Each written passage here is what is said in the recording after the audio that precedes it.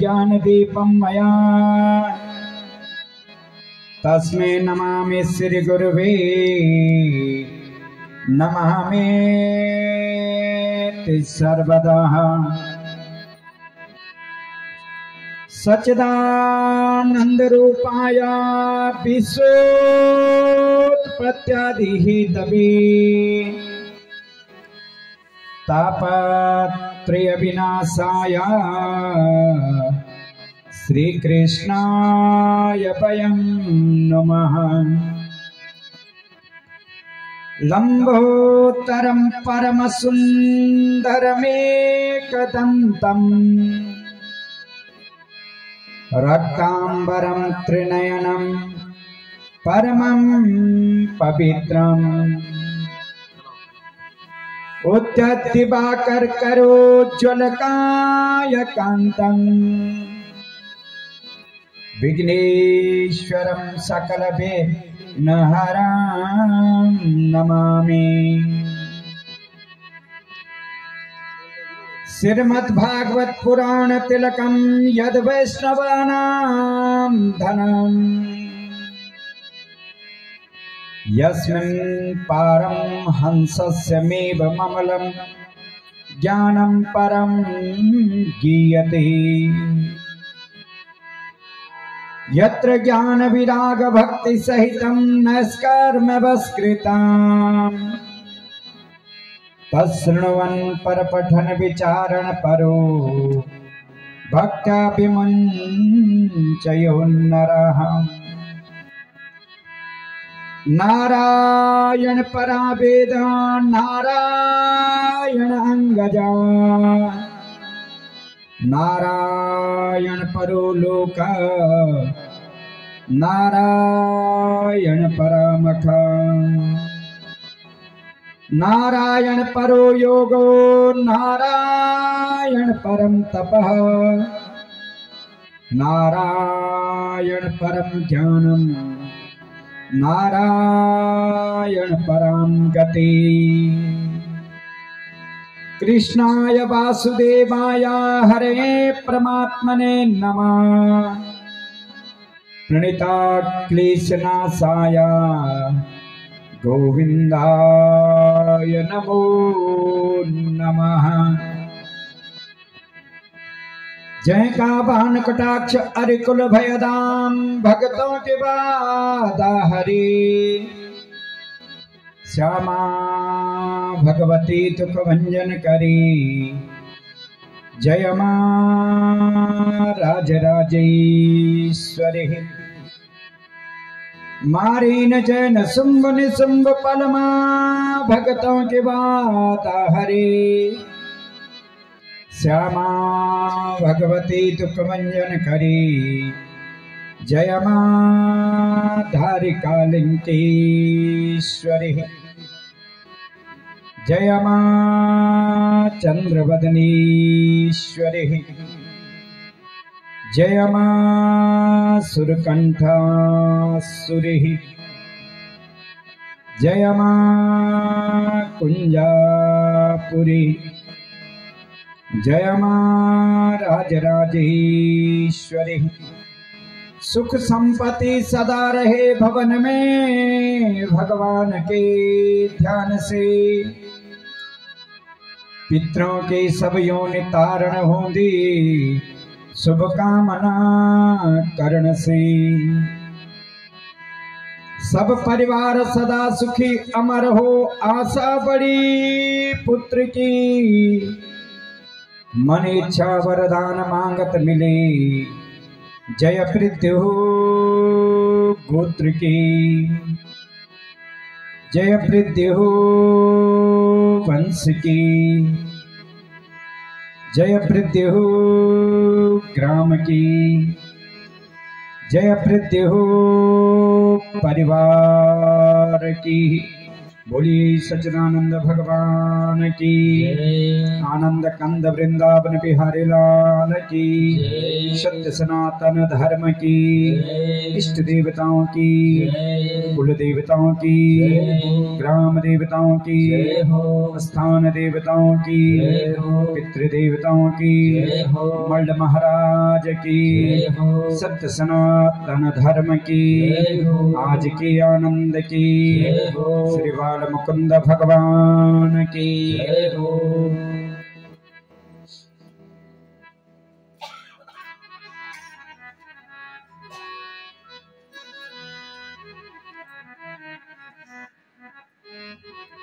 परमादरणीय साक्षात परब्रह्म परमात्मा भगवान सत्य सनातन स्वरूप ज्ञानमयी भक्तिमयी मूर्ति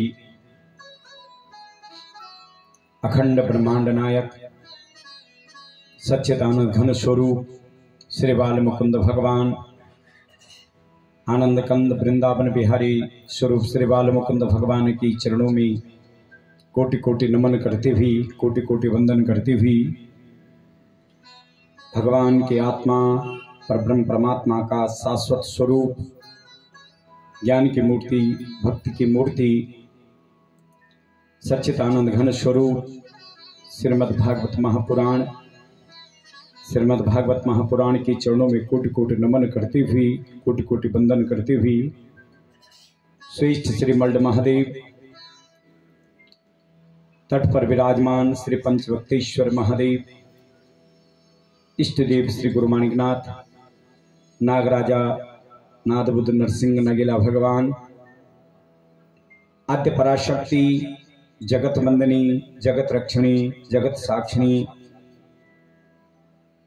सत्य सनातन स्वरूप आद्य पराशक्ति माँ भगवती राजराजेश्वरी के चरणों में कोटि कोटि नमन करते हुए, कोटि कोटि वंदन करते हुए एवं जिनके आशीर्वाद से, जिनके भक्ति रूपी तत्व के चिंतन से, जिनके ज्ञान योग तप और बल के माध्यम से हम लोग कहते हैं कहाँ है भगवान की भक्ति। इसी भागवत में प्रसंग आता है कि ब्रह्मा जी ने, आगे जब भगवान के बाल लीलाओं का वर्णन आता है तो ब्रह्मा जी ने 40 श्लोकों में भगवान की वंदना की और भगवान ने ब्रह्मा जी से कुछ नहीं कहा। ब्रह्मा जी स्तुति करते रहे, ब्रह्मा जी भगवान का चिंतन करते रहे, लेकिन भगवान ने कहीं पर भी ब्रह्मा जी से कोई प्रत्युत्तर नहीं किया कि 1 वर्ष तक तुमने मेरी गायों का हरण क्यों किया, क्यों मेरी गायों को ले गए, मेरी गायों का अपराध क्या था, मेरे ग्वाल वालों का अपराध क्या था। भगवान ने कुछ नहीं कहा ब्रह्मा जी से। उसी भागवत में प्रसंग आता है, इंद्र ने 10 श्लोकों में भगवान के अंतर देखिए। इंद्र ने 10 श्लोकों में भगवान की स्तुति की और भगवान ने इंद्र को अपने हृदय से लगा लिया। इस अंतर का कारण क्या है? इस अंतर का सबसे बड़ा कारण है जो भगवान के भक्तों को भगवान से दूर करता है, भगवान उससे कभी कुछ नहीं बोलते हैं, और जो भगवान के भक्तों को भगवान से जोड़ता है भगवान उसको अपने हृदय से लगा लेते हैं, परब्रह्म परमात्मा उसको अपने हृदय से लगा लेते हैं। इंद्र ने वर्षा की, भगवान के सारे ग्वाल बालाई और भगवान के चारों तरफ एकत्र हो गए।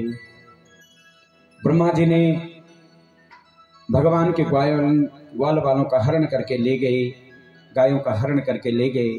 भगवान ने कहा 1 वर्ष तक मैं अपनी गायों के वियोग में, अपने ग्वाल वालों के वियोग में तड़पता रहा, लेकिन तुम्हारे हृदय में जरा भी दया का भाव नहीं आया। इसलिए हे ब्रह्मा जी, चाहे तुम मेरे 1000 श्लोकों में स्तुति करो, चाहे तुम 40 श्लोकों में स्तुति करो, वह कभी भी मेरे हृदय में नहीं निवास कर सकता है जो मेरे भक्तों को मुझसे दूर करता है। यही भागवत है। भागवत हमेशा जोड़ता है, भक्तों को जोड़ता है, ज्ञान को जोड़ता है, धर्म को जोड़ता है, संस्कृति को सिखाता है, मर्यादाओं का पालन करवाता है। हमारा आचरण कैसा हो, हमारा धर्म कैसा हो, हमारा ये मानव जीवन का उद्देश्य क्या हो। दुर्लभम ते मानुषम देहि, बड़ी दुर्लभता से मिलती है ये मानव देह। मानव जीवन कितने दिन का जीवन है? मानव जीवन मात्र 7 दिन का जीवन है। आज दिव्यात्माएं अपने धाम को चली गई, आज हमारे बीच में नहीं है। मन चाहे होता नहीं, प्रभु चाहे तत्काल। हम इस भागवत के लिए न जाने कब से रचना कर रहे हैं, लेकिन जिस दिन भगवान और उन्होंने जो धर्म रूपी वृक्ष, जब तक उस वृक्ष में पूर्ण फल नहीं लगते तब तक उस वृक्ष का रस हमें नहीं मिलता है। कहते हैं ना, परब्रह्म परमात्मा भगवान की जो भक्ति है कि निगम कल्प तरुर गलितम फलम सुख मुखादमृतम त्रिव संयुतम पिबत भागवतम रसमालयम मुहरहो रसिका भुवि भावुकः। निगम कल्प तरुर गलितम फलम, ये भागवत कैसा है? जैसे उस आम के पके हुए फल की भांति। उस फल को हमने जब देखा तो उस पर हमारा मन, उस पर हमारी दृष्टि पड़ी, उसको हमने देखा बहुत सुंदर पका हुआ, उसको ले आए, उसके रस को लेना आरंभ किया, और जहां जहां उसका रस गिरता है ना, वहां वहां अपने हाथ को भी चाट लेते हैं। ऐसे ही यह भागवत रूपी जो फल है, इस रस को हम जितना अपने जीवन में ग्रहण कर सकते हैं, उन दिव्यात्माओं ने जिस रस को अपने जीवन में संग्रह किया है, उस रस को हमें दिया है। इस सत्संग के माध्यम से, इस ज्ञान के माध्यम से ऐसे उन दिव्यात्माओं का वंदन करते भी, उन पितरों का वंदन करते भी, एवं इस यज्ञ की जो शक्ति है, इस यज्ञ के जो तप हैं, जो ज्ञान हैं, जो बल हैं, समस्त अपनी आचार्य मंडली का वंदन करते भी, एवं आप लोगों से जो यह प्रांगण, यह स्थान नैमिषारण्य का तीर्थ बन रहा है। यहाँ पर कोई आप श्रोता नहीं है, आप शौनक आदि 88,000 ऋषि हैं। उन समस्त 88,000 ऋषि आपके स्वरूप में, उन समस्त 88,000 ऋषियों का वंदन करते भी, उन शौनक आदि ऋषियों का वंदन करते भी हमारे सनातन का मूल मंत्र है। हमारे सनातन का सबसे पहला मूल मंत्र क्या है? हमारा सनातन हमें क्या सिखाता है? इसको अपने जीवन में प्रधानता दीजिए। बहुत गूढ़ है हमारा सनातन, ज्ञान से भरा हुआ है, रस से भरा हुआ है, आनंद से भरा हुआ है। जिसमें ज्ञान है, जिसमें रस है, जिसमें आनंद है, जिसमें प्रेम है, जिसमें वात्सल्य है, जिसमें स्नेह है, ऐसे जो कण कण से, ऐसे जो रस रस से भरा हुआ जो धर्म है, वह है सनातन धर्म। उस धर्म का मूल मंत्र है सर्वे भवन्तु सुखिना सर्वे सन्तु निरामयः सर्वे भद्राणि पश्यन्तु मा कश्चित् दुःखभाग् भवेत्। सबका जीवन मंगलमय हो। जिसने इस धराधाम पर जन्म लिया है, जिसने इस पृथ्वी पर जन्म लिया है, चाहे वो कोई भी जीव हो, हमारा सनातन ये नहीं कहता कि मनुष्य ही सुखी हो। सर्वे भवन्तु सुखिना सर्वे सन्तु निरामयः सर्वे भद्राणि पश्यन्तु मा कश्चित् दुःखभाग् भवेत्। किसी के जीवन में कोई पशु है, कोई पक्षी है, जितनी भी योनियां इस धराधाम पर, इस पृथ्वी पर अपना जीवन यापन कर रही हैं, वे सुख से अपना जीवन व्यतीत करें। किसी भी प्रकार का उनके अंदर द्वेष न हो, उनकी दृष्टि में द्वेष न हो, उनकी वाणी में द्वेष न हो, उनके विचारों में द्वेष न हो, विकार न हो, निर्विकार मन हो। इस प्रकार से उस परब्रह्म परमात्मा का वंदन करते भी, इस प्रकार की यह कामना करते भी, भगवान से ये प्रार्थना करते भी, कहते हैं कि भाग्योदयेन बहुजन्म समर्जितेन सत्संग च लभते पुरुषो यदावे अज्ञान हेतु मोह मद अंधकार नाशम विधाय ही तदु दयते विवेका। क्या मिलता है भागवत से? सबसे पहले भाग्योदयेन बहुजन्म समर्जितेन, जन्म जन्मों के पुण्य उदय हो जाते हैं जब भागवत जी का आगमन हमारे घर में होता है। जन्म जन्मों के पुण्य उदय हो जाते हैं। वर्ण चतुष्टयी है भागवत, 4 अक्षर हैं भागवत के, 4 पुरुषार्थ है हमारे जीवन के, 4 दिशाएं हैं, पूरा पश्चिम उत्तर दक्षिण 4 दिशाएं, 4 वेद, ऋग्वेद, यजुर्वेद, सामवेद, अथर्ववेद, 4 प्रधान देवता, ब्रह्मा, विष्णु, महेश, इंद्र।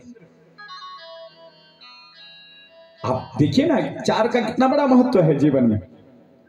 और 5वां क्या है जो इनमें बंधा हुआ है।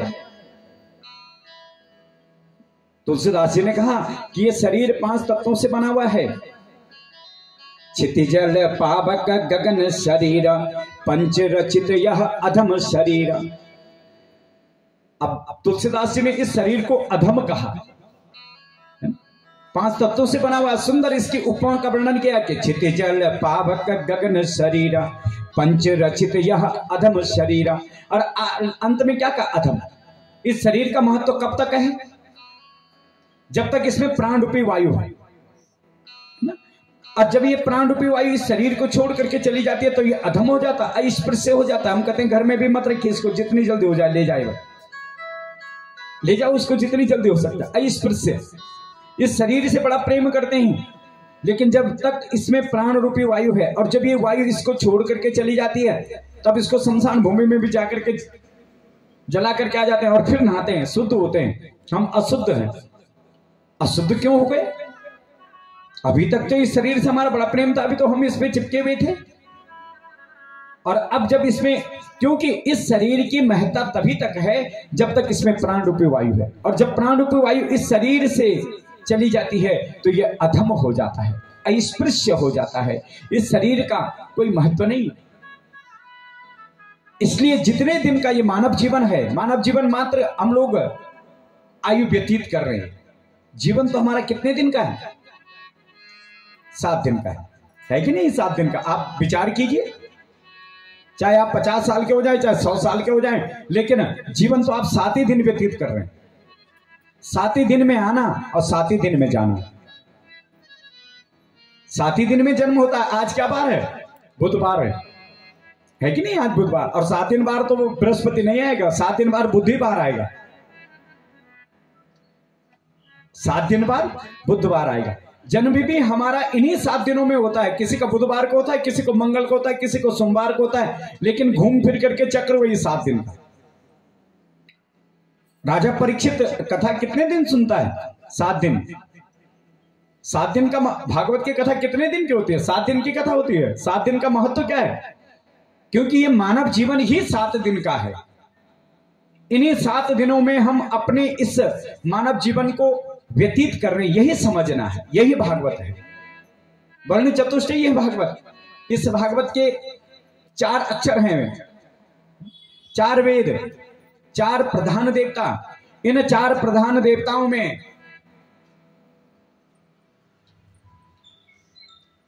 सभी बंधे हुए हैं, ब्रह्मा, विष्णु, महेश, इंद्र।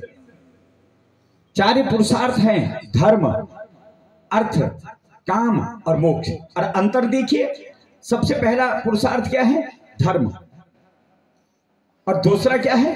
अर्थ। पहला पुरुषार्थ अर्थ हो जाता, पहला पुरुषार्थ अर्थ ही हो जाता, लेकिन अंत में है मोक्ष और बीच में है अर्थ और काम। जीव का मन जब विषयासक्त हो जाता है तो उसका जीवन पतित हो जाता है। अर्थ के आसक्त जब जीव का मन हो जाता है तो उसका जीवन, उसके जीवन का तत्व नष्ट हो जाता है। इसलिए धर्म और मोक्ष के बीच में ये 2 पुरुषार्थ दिए हैं। अर्थ को भी प्राप्त कीजिए तो धर्म से कीजिए। आसक्ति विषयों को हमेशा कभी भी आसक्त मत बनिए। जितना विषय आसक्त बनेंगे किसी भी विषय में, अहंकार किसी भी प्रकार का हो, किसी को धन का अहंकार हो जाता है, किसी को अपनी सुंदरता का अहंकार हो जाता है, किसी को अपने ज्ञान का अहंकार हो जाता है, किसी को अपने बल का अहंकार हो जाता है। कोई भी अहंकार जीव के अंदर, कल क्या था? कल आप लोगों ने, कल दिन में क्या लगा? ग्रहण लगा ना? ग्रहण लगने का मतलब क्या है? सूर्य और चंद्रमा पर ग्रहण लगता है हमेशा, किसी और तिथि पर कभी ग्रहण नहीं लगता है। अब सूर्य और चंद्रमा कथाओं को अपने जीवन में अवलोकन कीजिए, भागवत की कथा को, इन कथाओं को अपने जीवन में उतारिए कि वास्तविकता क्या है। सूर्य और चंद्रमा क्या है? हैं क्या सूर्य और चंद्रमा? मन और बुद्धि के देवता। सूर्य और चंद्रमा किसके देवता हैं? मन और बुद्धि के देवता। सूर्य से प्रकाश मिलता है। सूर्य से क्या मिलता है? प्रकाश। ज्ञान से जीवन में सन्मार्ग मिलता है, जीवन में प्रकाश मिलता है ज्ञान से। और चंद्रमा से क्या मिलती है? स्थिरता, शीतलता, आनंद, ये चंद्रमा से मिलता है। लेकिन इन पर ग्रहण लग जाता है राहु नाम का दैत्य, अहंकार। जब मन और बुद्धि के बीच में राहु नाम का दैत्य प्रवेश करता है, कथा आती है ना कि सूर्य और चंद्रमा पास पास बैठे हैं और राहु नाम का दैत्य जब भगवान अमृत का पान करवा रहे हैं ना, तो उनके बीच में आकर के बैठ जाता है सूर्य और चंद्रमा को। अन्य देवताओं के बीच में जाकर के क्यों नहीं बैठा? क्योंकि ये मन और बुद्धि के देवता हैं। और राहु नाम का दैत्य जब मन के अंदर प्रवेश कर जाता है, बुद्धि में जब प्रवेश कर जाता है, तो जीवन में ग्रहण लग जाता है। ग्रहण लगना माने अंधकार, अधर्म, अनीति जीवन में प्रवेश करती है।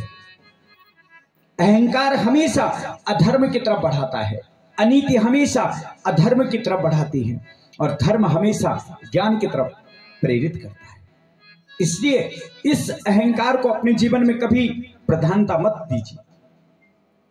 परब्रह्म, परमात्मा, भगवान, ये चार, अगर हम गृहस्थ जीवन की तरफ जाएंगे तो फेरे भी चार ही हैं।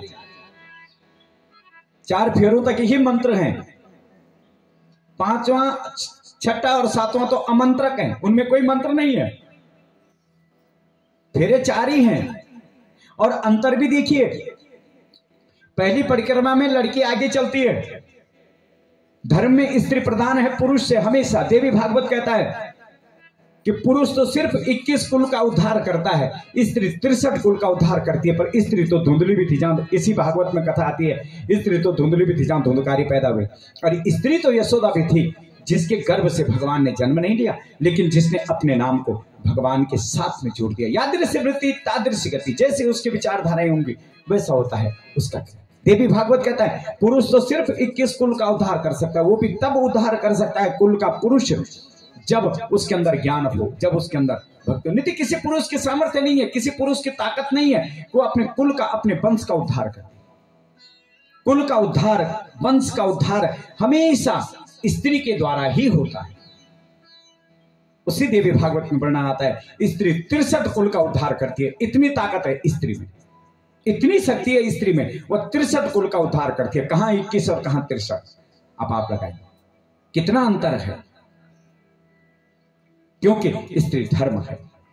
दूसरी परिक्रमा में लड़के आगे चलते हैं, अर्थ, अपने घर को मुझे कैसे बनाना है, जो अर्थ की मुझे प्राप्ति हो, जिस धन की मुझे प्राप्ति हो, उस धन में मेरा गृहस्थ सुखी हो, काम, विषयों पर, आसक्तियों पर मेरा नियंत्रण हो। चौथी परिक्रमा में वर को आगे किया जाता है। हमारे पहाड़ों की परंपरा थोड़ा भिन्न है, हम इस शक्ति को प्रधानता देते हैं, इसलिए हमारे यहाँ आगे मैं वर्णन बताऊंगा। 6 बत्तियों का भी प्रकरण आता है। 7 बत्तियां 6 बुझा देते, एक जलती रहती है, इसकी भी कथा है। ये कोई भी चीज हमारे गृहस्थ जीवन, हमारे सनातन की सबसे बड़ी विशेषता है। कोई भी कार्य, अगर कोई भी अर्चन, कोई भी बंधन हम भगवान का करते हैं तो उससे हमें ज्ञान की प्राप्ति होती है। ये भागवत वर्ण चतुष्टयी है, 4 वर्ण है भागवत में। पहला शब्द है भा। भा शब्द का अर्थ होता है भक्ति, भा शब्द का अर्थ होता है भगवान, भाव शब्द का अर्थ होता है भाव, भाव मनी चिंतन, गा शब्द का अर्थ होता है संसारिक जो प्रपंचात्मक विषय हैं। काम, 6 प्रकार के शत्रु हैं मानव जीवन के लिए, काम, क्रोध, लोभ, मोह, मत्सर और अविद्या। ये 6 शत्रु हैं मानव जीवन में। इनमें से एक भी शत्रु अगर हमारे अंदर प्रवेश कर जाता है, क्रोध अगर हमारे अंदर प्रवेश कर जाता है तो हमारा ज्ञान नष्ट हो जाता है। किसी भी प्रकार का कोई भी शत्रु अगर हमारे अंदर प्रवेश कर जाता है तो हमारा जीवन नष्ट हो जाता है। इसलिए इन 6 शत्रुओं पर हम तभी नियंत्रण कर सकते हैं जब हमारे अंदर भक्ति हो। प्रपंचात्मक जो विषय हैं, जो छल, जो कपट, जो द्वेष, जो अनीति, जो अधर्म हमारे अंदर भरा हुआ है, ये तभी मुक्त हो सकता है जब वाह शब्द मणि वासुदेव भगवान नारायण का हम अपने हृदय में चिंतन करें। जब तक हम भगवान का चिंतन नहीं करेंगे, और भगवान की भक्ति कितनी है, हमें सारे काम के लिए तो बहुत समय है, पूरे संसार के काम करने के लिए। अगर हम कहेंगे जरा भगवान की पूजा कर लो, अरे किसके भगवान की पूजा में जो समय कहां है ना?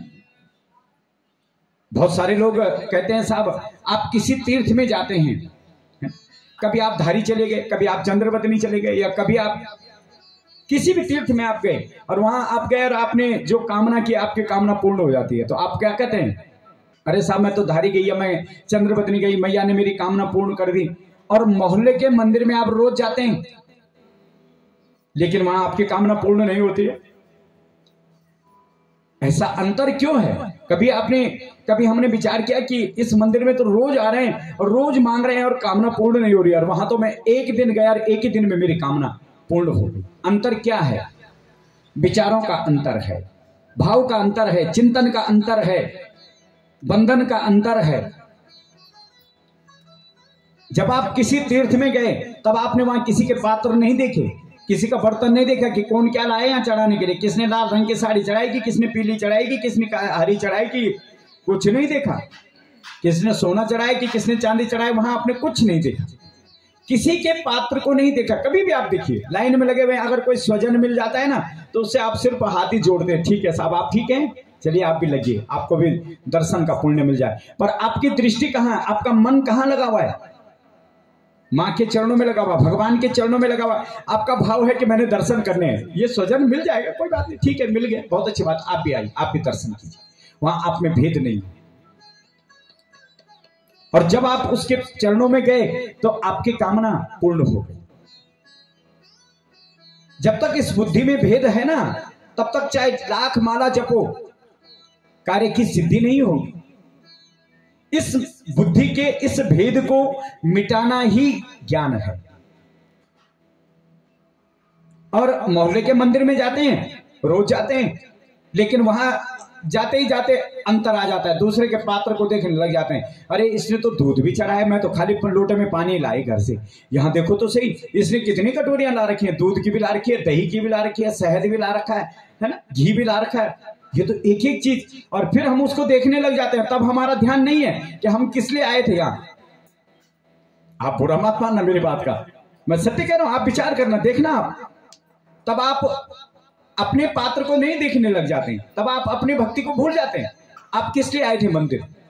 आप तो उसी के पात्र पर आपकी दृष्टि है कि ये तो पहले जल चढ़ा रहा है, फिर दूध चढ़ा रहा है, फिर दही चढ़ा रहा है, अरे अच्छा तभी भगवान इसकी कामना पूर्ण कर रहे हैं। भगवान ने कहा जहां तेरी बुद्धि में भेद हो जाता है ना, वहीं तेरी कामनाएं निसफल हो जाती है, वहीं तेरा भाव, तेरा संकल्प तुझे प्राप्त नहीं हो पाता है। अब उसके बाद अगर वो लोटा भगवान के ऊपर चढ़ा भी दिया तो फिर दरवाजे पर आए तो अच्छा आप कितनी देर में आ रही है बहन, बाहर बोलो मैं भी आ रही हूँ, रुक जाओ। वहां बाहर आकर के 1 घंटे फिर क्या होने लग गया, सारे मोहल्ले की खबर होने लग गई, किसके घर में क्या हो रहा है, किसकी सास कैसी है, किसकी बहू कैसी है, यही खबर होने लग जाती है, यही बातें होने लग जाती है। सास ने कहा मेरी बहू ठीक नहीं है, बहू कहने लगे मेरी सास ठीक नहीं है। इसी में समय भगवान ने कहा तो यहाँ मेरे दर्शन के लिए थोड़ी नहीं आया, तो यहाँ अपनी सास और अपनी बहू की बुराई करने के लिए आया। और तब क्या होता है, इतना भेद बुद्धि में हो जाता है कि अपनी चप्पलें पहनना भी भूल जाते हैं, दूसरों को चप्पल लेकर के घर आ जाते हैं। ये उसका कारण नहीं है कि कोई चोरी करके ले जाता है वहां से, उसका कारण क्या है, वो जो वहां पर आकर के उन सांसारिक विषयों में जो हम घूम जाते हैं ना, उन सांसारिक विषयों के चिंतन में जो हम लीन हो जाते हैं, उससे हमें होश ही नहीं रहती है, उससे हमें ज्ञान ही नहीं रहता है कि हम किसकी चप्पल पहन रहे, उठाई और चल दिए घर। अब तब एक पाप और करके ले आते हैं अपने घर, एक राहु नाम का दैत्य और घर ले आती है। इसका कारण क्या है? इसके कारण है मन की प्रवृत्तियां, इसीलिए कामनाएं। इसलिए जब भी कोई कार्य कीजिए, रामायण की कथा आती है, आप लोगों ने रामायण सुनी है। रामायण हमको क्या सिखाती है? रामायण हमेशा हमें मर्यादा सिखाती है, धर्म का आचरण सिखाती है। परब्रह्म परमात्मा भगवान स्वयं वासुदेव, जब तक भगवान आपके हृदय में नहीं होंगे, भगवान की भक्ति मात्र अगर आप देखेंगे तो क्या कहा हमारे संतों ने भक्ति के लिए, क्या कहा, एक घड़ी आदि से भी पुनियाद, चिंतन हरि का हम करें, हो जाए संसार सागर से पार। एक घड़ी, अब समय का आधार देखिए, 2.5 घड़ी का 1 घंटा होता है ना, अगर ज्योतिष के आधार पर हम गणना करेंगे तो 2.5 घड़ी का 1 घंटा होता है। तो 1 घंटे का समय भी नहीं बताया भगवान की पूजा के लिए। हम तो आसान समझते हैं, अरे साहब मैं तो जरा सुबह टाइम कहाँ मिलता है, जरा भगवान की माला भी तो जपनी पड़ती है। लोग भगवान ने कहा माला तो कम जप रहा है, बखान ज्यादा कर रहा है कि मैं भी भगवान की भक्ति करता हूं। 1 घड़ी, 1 घंटे का समय भी नहीं बताया, 1 घंटे से भी कम समय। अब उस समय को अगर हम समय के आधार पर विभक्ति करें तो मात्र 1 घड़ी, आधी घड़ी, और उसका भी और आधा, और पुनियाद, और फिर उसका आधा, और पुनियाद, फिर और आधा, तो मात्र कितना समय आता है, 3 मिनट का समय। कितना समय आता है, 3 मिनट का समय। तो भगवान की भक्ति के लिए समय कितना बताया गया है, 3 मिनट का समय। पर हमारे पास तो भगवान के लिए 3 मिनट का समय भी नहीं है। संसारिक कार्यों के लिए हमारे पास बहुत समय है, दूसरे की बातों के लिए। भगवान क्या कहते हैं, कलयुग की जो भक्ति है ना, बहुत सुंदर भक्ति है। नाम जप केशवम, कहते हैं ना, न तपोर्भिर्वेदस्य न ज्ञाने अपि कर्मणः हरिहृदयते भक्त्या प्रमाणम तत्र गोपिकाः।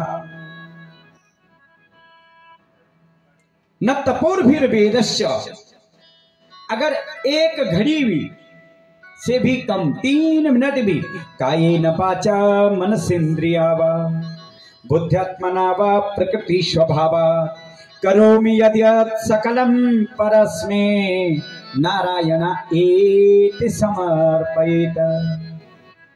काय मनी शरीर, वाचा मनी वाणी, मनसेन्द्रिय मन से, अगर उस परब्रह्म परमात्मा का नारायण एति समर्पयेत, अपने आप को हमने उस नारायण में समर्पित कर दिया, उस परब्रह्म परमात्मा में अगर हमने अपने आप को समर्पित कर दिया तो हमारा जीवन धन्य हो जाता है। दुर्लभम ते मानुषम देहे, बड़ी दुर्लभता से मिलती है मनुष्य देह।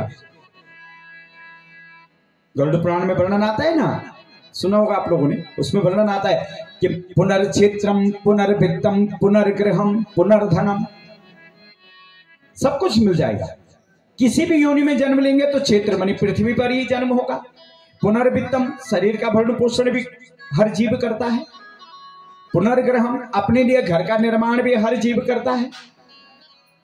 सब कुछ आपको मिल जाएगा, लेकिन मनुष्य शरीर से न पुनः पुनः, ये मनुष्य शरीर बार बार नहीं मिलेगा। इसलिए ए मानव शरीर रक्षणोपाय, इस शरीर की रक्षा का उपाय अवश्य कर, क्योंकि शरीरस्ते धर्म, इसी शरीर से तुझे धर्म को प्राप्त करना है। इसी शरीर से तुझे धर्म को प्राप्त करना है। बिना शरीर का धर्म की प्राप्ति नहीं होती, और बिना धर्म की सदगति की प्राप्ति नहीं होती। रामायण के मुख्य पात्र कौन है, राजा दशरथ। राम तो पुरुषोत्तम है, मर्यादा पुरुषोत्तम है भगवान राम। क्योंकि दशरथ क्या है, अगर हम उस कथा को अपने जीवन में थोड़ा सा उतारे तो हमें पता चल जाए कि दशरथ कौन है। आप सब दशरथ हैं। अब आप बोलेंगे हम कहां से दशरथ हो गए। हम दशरथ बनना नहीं चाहते हैं, हम अपने आप को दशरथ बनाना नहीं चाहते हैं। और जब हम अपने आप को दशरथ नहीं बनाएंगे, जब तक हम अपने आप को दशरथ नहीं बनाएंगे, और जब तक हम अपने जीवन में 3 पत्नियों को प्रधानता नहीं देंगे। अब आप कहेंगे पंडित जी ने तो बहुत अच्छी कथा सुना दी, 3 पत्नियां जीवन में, चाहे वह स्त्री है चाहे वह पुरुष है, हर कोई दशरथ है। दशरथ कैसे, दशरथ, रथ मनी एक गाड़ी, रथ मनी गाड़ी। अब ये गाड़ी कैसे बनी हुई है, शरीर कैसे बना हुआ है, 5 कर्मेंद्रियों से और 5 ज्ञानेंद्रियों से, तो कितने हो गए, 10 हो गया ना दशरथ। रथ तो तैयार हो गई, गाड़ी तैयार हो गई। गाड़ी में इंजन भी तो होता है ना, सीट लगी हुई है, उसमें इंजन लगी हुई है, पीछे डिग्गी भी है, सामान भी ले जाना है, सब कुछ। तब गाड़ी बिल्कुल, जब उसमें जिस गाड़ी में डिग्गी नहीं होगी तो कैसे जाएंगे, बोला भैया ये ठीक नहीं है, है ना। जिसमें गाड़ी तो बाहर से बना दिया, अगर उसमें इंजन नहीं है तो क्या करना उस गाड़ी का, उस गाड़ी का कोई महत्व नहीं। इसी प्रकार से शरीर भी एक गाड़ी है, एक रथ है। ये गाड़ी शरीर, चाहे वो स्त्री है चाहे वो पुरुष है, 10 रथ, 5 कर्मेंद्रियां और 5 ज्ञानेंद्रियां, तो कितने हो गई 10। अब उस रथ को चलाने वाला, उस गाड़ी को चलाने वाला एक ड्राइवर है। गाड़ी में सवारियां कितनी भी बैठ जाएं, लेकिन ड्राइवर एक है। ड्राइवर तो एक ही है ना गाड़ी को चलाने वाला। इसी तरह से इस शरीर रूपी रथ को चलाने वाला एक ही ड्राइवर है, जो हमारा मन है। कौन है? हमारा मन। तो हो गया ना शरीर, ये जो ये मानव शरीर, ये दशरथ हो गए। अब इस शरीर रूपी दशरथ की 3 पत्नियां हैं। 3 पत्नियां मानी 3 गुण। इस शरीर रूपी रथ की, चाहे वो स्त्री है चाहे वो पुरुष है, उसकी 3 पत्नियां हैं, मानी 3 गुण हैं इसमें। इन 3 गुणों को अपने जीवन में प्रधानता दीजिए। पहला गुण क्या है? कौशल्या। राजा दशरथ की पहली पत्नी कौन है? कौशल्या। दूसरी पत्नी कौन है? कैकेयी। और तीसरी पत्नी कौन है? सुमित्रा। कौशल्या मानी ज्ञान ग्रहण करना, कुशलता। और जब तक ज्ञान नहीं होगा तो कुशलता, जब तक हमारा आचरण शुद्ध नहीं होगा। माता पिता बहुत पढ़े लिखे होते हैं, बहुत शिक्षित होते हैं, फिर भी अपने बच्चों को विद्यालय भेजते हैं। क्या जरूरत है? वो तो खुद ही पढ़े लिखे हैं, अपने घर में स्कूल खुल जाए, फिर भी उनको विद्यालय भेजते हैं। किस लिए भेजते हैं? ज्ञान ग्रहण करने के लिए, कुशलता को ग्रहण करने के लिए। पहला गुण क्या है? कुशलता। अब ज्ञान तो ग्रहण कर दिया, लेकिन अगर उसमें हम कर्मशील नहीं हुए, उसको हमने अपने जीवन में कर्म को प्रधानता नहीं दी। कैकेयी का अर्थ होता है कर्मशील होना। कैकेयी का अर्थ होता है कर्मशील होना, कर्मण्यता। कैकेयी का अर्थ है कर्मण्यता, कर्मशील होना। और जब तक हम अपने जीवन में कर्मशील नहीं है, न हमारा उठने का समय, न खाने का समय, न सोने का समय, न बोलने का व्यवहार, न बैठने का आचरण, कुछ भी जीवन में नहीं है, तो कहां से सुख मिलेगा? सुख नहीं मिल सकता है। तीसरा गुण क्या है? सुमित्रा। ज्ञान से और कर्म से, सुमित्रा का अर्थ होता है सुख, सुमित्रा का अर्थ होता है मित्रता, सुमित्रा का अर्थ होता है व्यावहारिकता। आस पड़ोस, हम जहां रहें, हमारा व्यवहार, हमारा आचरण, हमारी मित्रता, हर कोई व्यक्ति हमसे स्नेह करे। ऐसे नहीं कि हम अपने गेट से बाहर निकल रहे हैं, लोग कह रहे अरे भैया मैं तो अंदर चली जाती हूँ, बाहर मुसीबत आ रही है। ये सुमित्रा नहीं है, ये तो धुंधली है, ये तो जो है पूतना है। जब बाहर निकल रहे हैं, ये तो कंस है। इस प्रकार से हमारे अंदर ऐसी मित्रता हो, हम अपने कर्म से और अपने उस ज्ञान रूपी आचरण से, उस जो ज्ञान हमने अपने जीवन में ग्रहण किया, जो हम कर्म कर रहे हैं, उस कर्म से हम अपने जीवन को ऐसा बनाएं कि हम जहां भी जाएं, जिस जगह पर भी जाएं, जिस समाज में भी जाएं, वहां पर हमारा मान हो। लेकिन मान, हम स्वयं अपना ही मान प्राप्त न करें, मान दूसरे को भी दें। जब तक हम किसी को मान नहीं देंगे, तब तक हमें मान की प्राप्ति नहीं हो सकती है। यह सुमित्रा का गुण है। अब कथा आती है, अगर हम रामायण की तरफ चलें, राजा दशरथ ने जब देखा कोई संतान नहीं हुई, तो पुत्रेष्टि यज्ञ किया। क्या किया राजा दशरथ ने?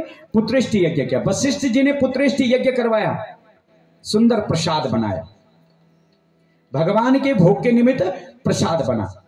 अब प्रसाद को 3 पात्रों में रखा, बराबर भाग में। देखिए, इन कथाओं को अपने जीवन में अगर हम अवलोकन करें तो हमें वास्तविकता जीवन की प्राप्त हो जाती है।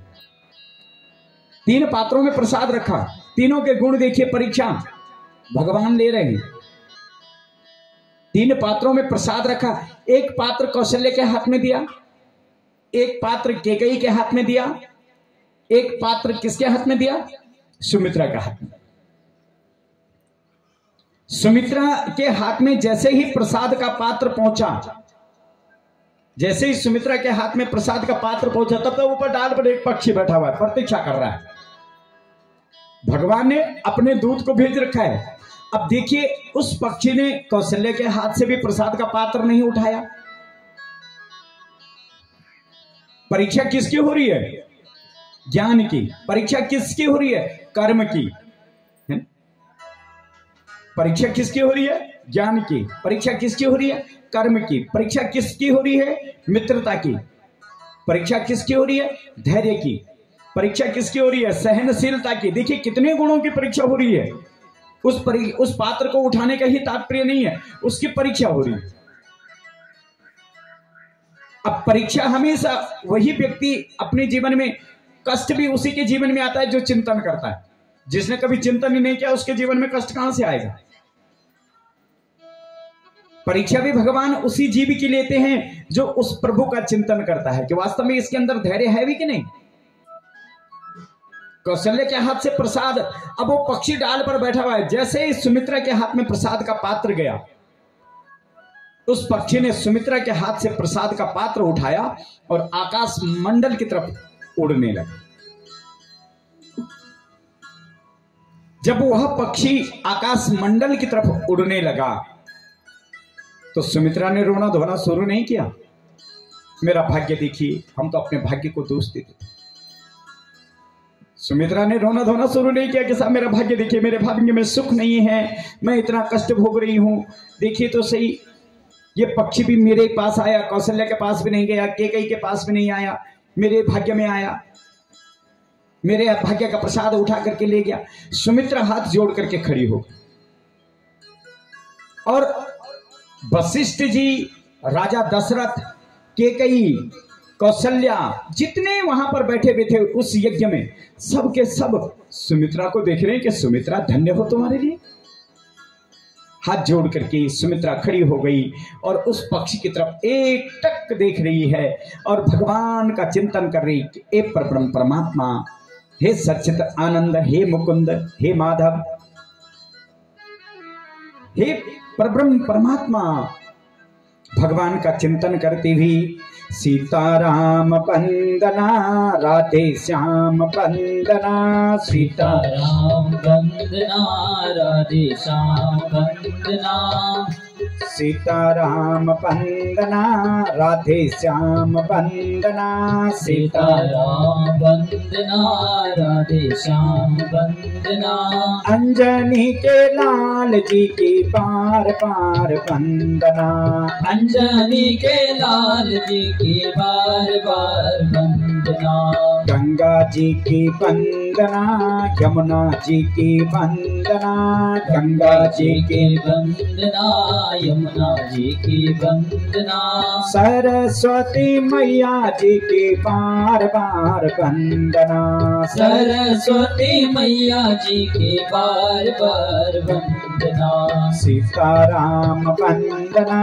राधे श्याम वंदना, सीताराम वंदना, राधे श्याम वंदना, अंजनी के लाल जी की बार बार वंदना, अंजनी के लाल जी की बार बार वंदना, गंगा जी की वंदना, यमुना जी की वंदना, गंगा जी की वंदना, यमुना जी की वंदना, सरस्वती मैया जी की बार बार वंदना, सरस्वती मैया जी की बार बार वंदना, सीताराम वंदना, राधे श्याम वंदना, सीताराम वंदना, राधे श्याम वंदना, अंजनी के लाल जी की बार बार वंदना, अंजनी के लाल जी की बार बार वंदना, गंगा जी की वंदना, यमुना जी की वंदना, गंगा जी की वंदना, यमुना जी की वंदना, सरस्वती मैया जी की बार बार वंदना, सरस्वती मैया जी की बार बार वंदना, वंदना, सीताराम वंदना, राधे श्याम वंदना, सीताराम वंदना, राधे श्याम वंदना, अंजनी के लाल जी की बार बार वंदना, अंजनी के लाल जी की बार बार वंदना, केदारेश्वर वंदना, टपकेश्वर की वंदना, केदारेश्वर वंदना, टपकेश्वर की वंदना, केदारेश्वर वंदना, टपकेश्वर की वंदना, केदारेश्वर वंदना, टपकेश्वर की वंदना, काशी विश्वनाथ जी की बार बार वंदना, काशी विश्वनाथ जी की बार बार वंदना, सीताराम वंदना, राधे श्याम वंदना, सीताराम वंदना, राधे श्याम वंदना, अंजनी के लाल जी की बार बार वंदना, अंजनी के लाल जी की बार बार वंदना, सीताराम वंदना, राधे श्याम वंदना, सीताराम वंदना, राधे श्याम वंदना, अंजनी के लाल जी की बार बार वंदना, अंजनी के लाल जी की बार बार वंदना,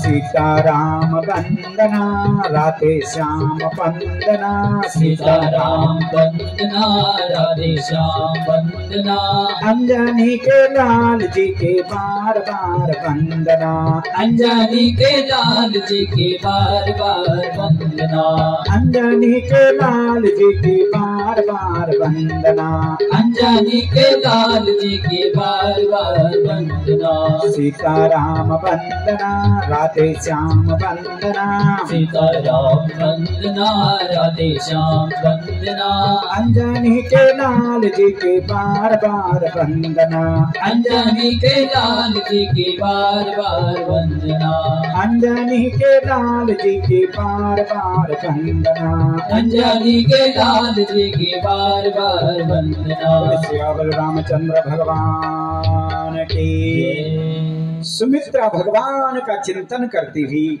हे परमात्मा उस पक्षी की तरफ दे रही है, उसको गाली नहीं दे रही है। ये पता नहीं कब का बैरी होगा, मेरा कब का शत्रु होगा, गाली देने में हम उस्ताद है। जरा सा हम पर लगी नहीं किसी की, है ना।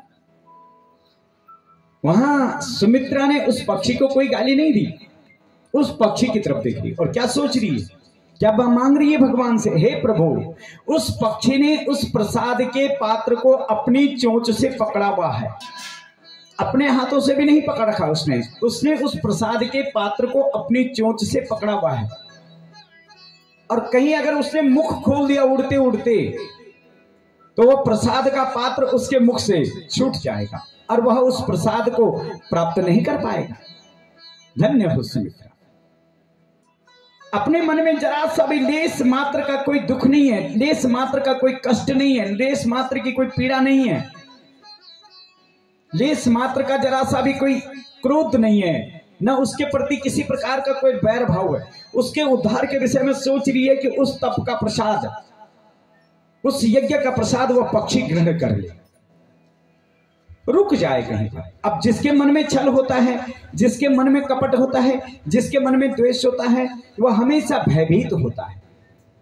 सबसे अधिक भयभीत वही व्यक्ति होता है, सबसे अधिक संशय, सबसे अधिक डर उसी व्यक्ति के अंदर होती है जिसके अंदर छल और कपट है, जिसके अंदर द्वेष है। वह हर समय भयभीत होता है,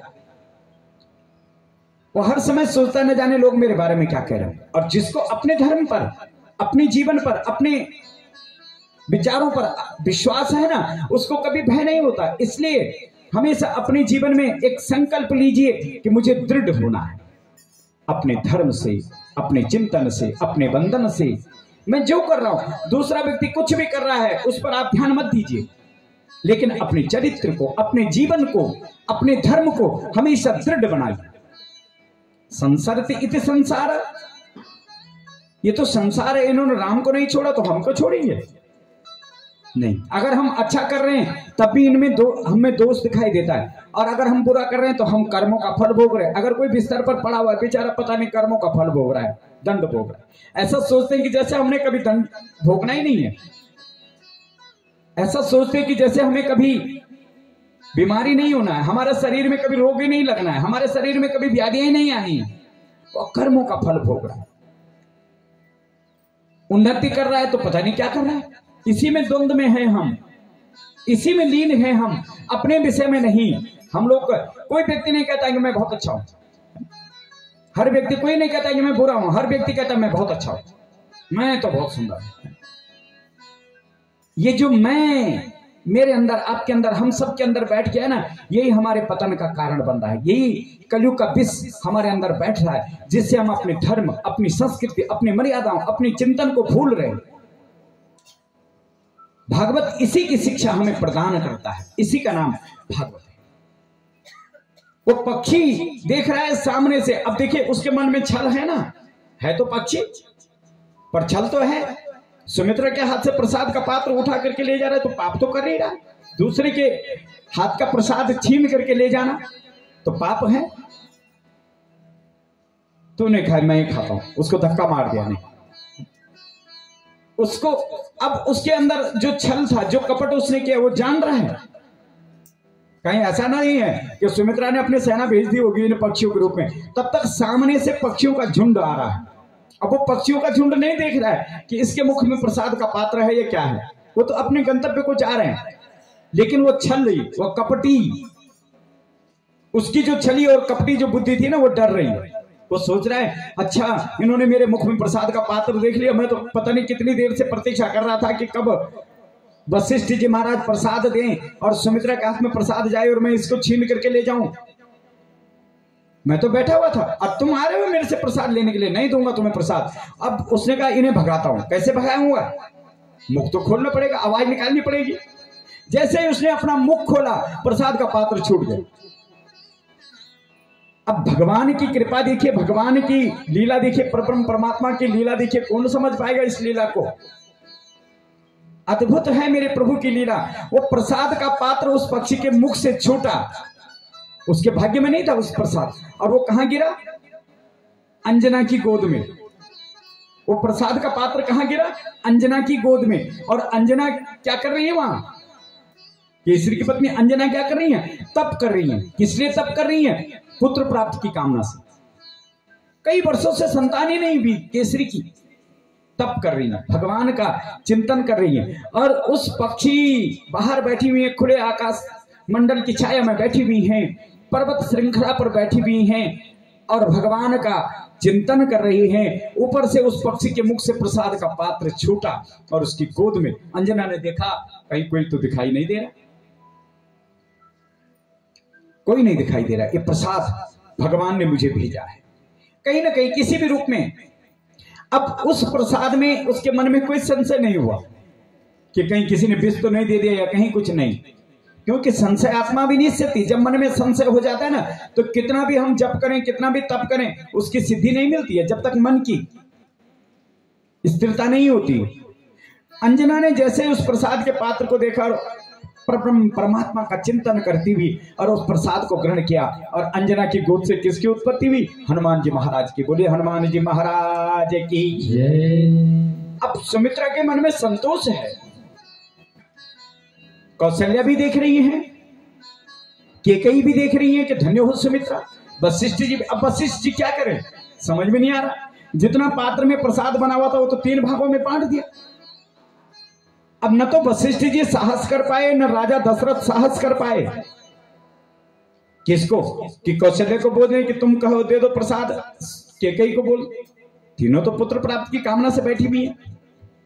सुमित्रा के मन में लेस मात्र भी, पर लेकिन सब के सब सुमित्रा को देख रहे हैं। धन्य हो इसके धैर्य को, धन्य हो इसके स्नेह को, धन्य हो इसके प्रेम को। और यह देख करके, और उसके बाद कौशल्या ने झट से अपने पात्र से प्रसाद उठाया और एक पात्र लिया, उस पात्र में प्रसाद रख दिया। केकई ने भी प्रसाद उठाया, उस पात्र में प्रसाद रख दिया और सुमित्रा के हाथ में, धन्य हो बहन, तुम्हारी मित्रता संसार के लिए एक प्रेरणा बन जाएगी। जिस व्यक्ति के अंदर तुम्हारा गुण होगा जिस व्यक्ति के अंदर तुम्हारा चिंतन होगा वह संसार में सुख प्राप्त करेगा।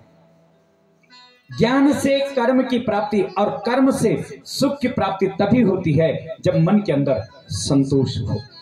और अगर मन में संतोष नहीं है तो जीवन में कभी धन का ढेर लग जाएगा, संपत्ति का ढेर लग जाएगा, लेकिन अगर मन के अंदर संतोष नहीं है तो न तो उस धन का सुख प्राप्त होगा, न उस घर का सुख प्राप्त होगा। सोने में भी जाएंगे तो चिंता रहेगी कि कल और कहां से कमा लो, कल और कमा लो। जो उसी कमाने के चक्कर में जो है ना जीवन को नष्ट कर देते हैं। ये कहीं नहीं सोचते। सुबह उठते हैं तो खाने की चिंता, सुबह जैसे उठे नहीं बिस्तर से, कोई भी उठ करके भगवान के पास नहीं जाता हाथ जोड़ने के लिए कि प्रभु मंगल में हो। दिन बिस्तर में से उठे नहीं, नीचे धरती पर पैर नहीं रखे, अब क्या पकाएंगे। उठते ही धरती पर पैर रखे तो ये नहीं कि पहले अपने पूजा स्थल में जाऊं, जरा भगवान को प्रणाम कर दूं, प्रभु आज का दिन मंगल में हो। कोई नहीं, इतना समय कहां है उसके पास जाने का, तो समय ही नहीं है हमारे पास। सबसे पहली चिंता होती क्या पकाएंगे, और सुबह का पकाया वो खाया, जब तक वो पचा ही नहीं कि दिन में क्या पकाएंगे। दिन में पकाने की चिंता हो जाती, अब दिन में क्या खाएंगे, और दिन का खाया नहीं कि फिर शाम की चिंता हो जाती है, अब शाम को क्या खाएंगे, कहां जाएंगे बाजार, क्या सब्जी लाएंगे, क्या पकाएंगे। इसी में अपनी जीवन लीला व्यतीत हो रही है। एक घड़ी का समय, 3 मिनट का समय भगवान के लिए नहीं है, परब्रह्म परमात्मा के लिए। अपने जीवन में उस परब्रह्म परमात्मा को प्रधानता दीजिए जब अवसर मिल जाए। आप भोजन भी बना रहे हैं, भगवान की भक्ति तो अनेक मार्ग बना, आप भोजन भी बना रहे हैं ना अपनी पाकशाला में, करछी घुमा रहे तो ओम नमो भगवते वासुदेवाय।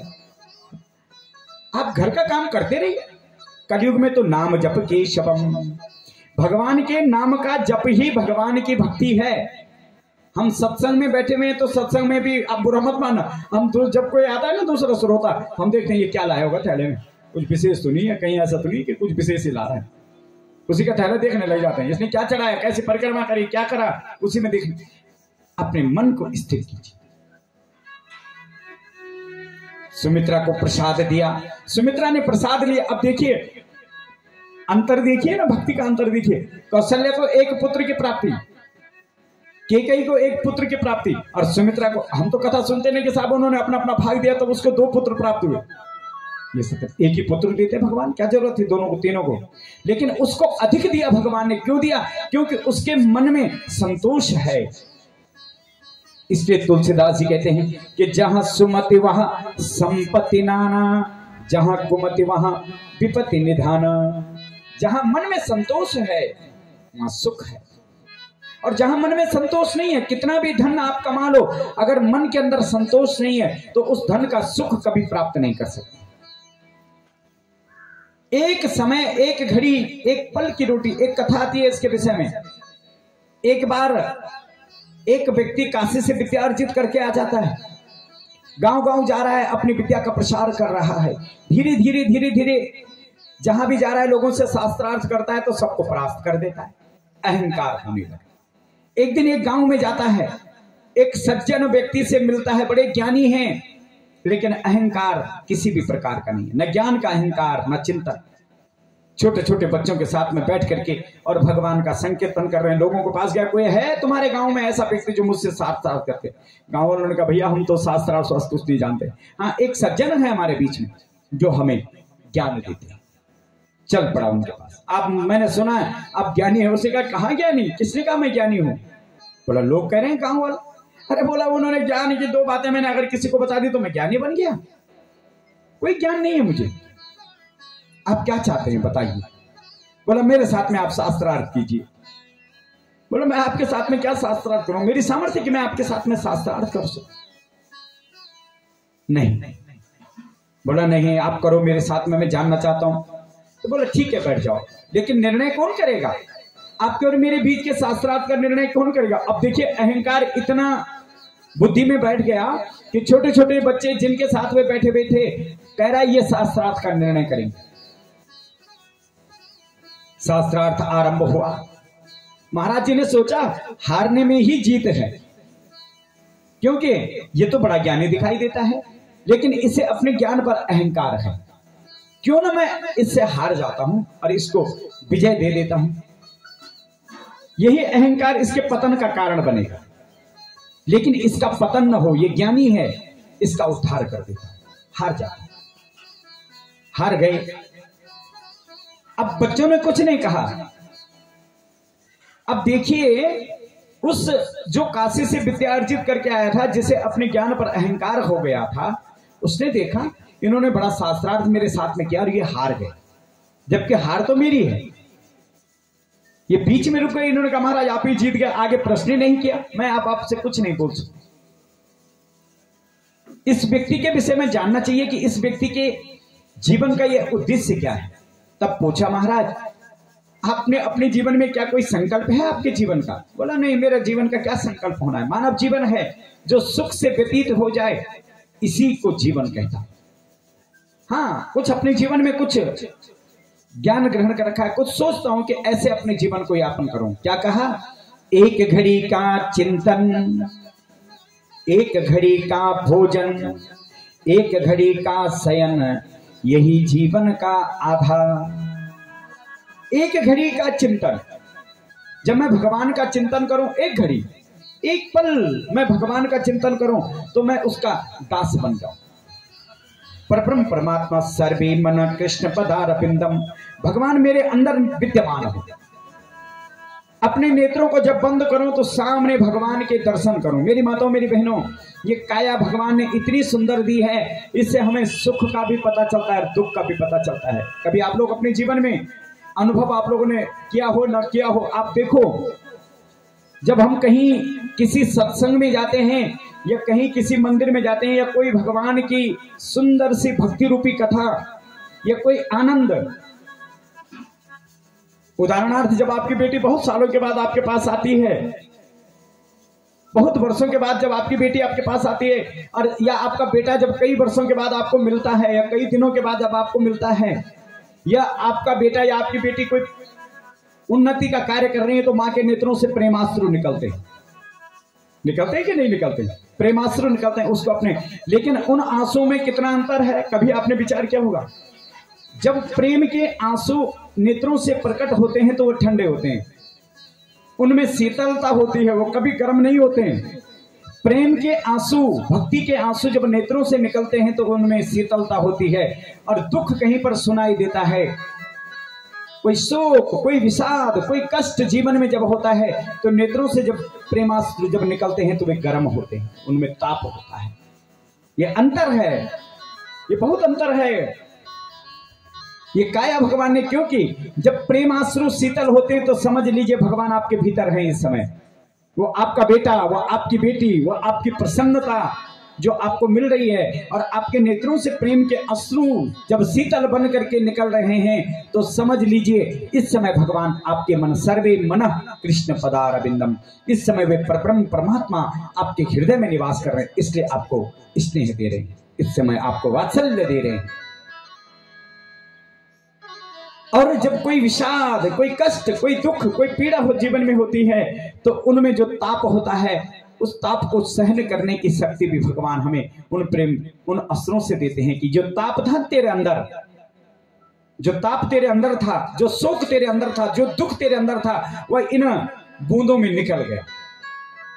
उन बूंदों से वह प्रेम के जो नेत्रों से जो निकले वे ताप रूपी बूंद, उनसे वह ताप मिट जाता है, निकल जाता है। कहते हम लोग बहुत रोया, रोने के बाद क्या हुआ? उसका शोक चला गया, उसका दुख चला गया, उसके कष्ट चले गए, जितना ताप था वो सब चला गया। एक घड़ी का भोजन, एक घड़ी का चिंतन, एक घड़ी का शयन। जब भोजन करें तो संसार के विषय मन में ना हो।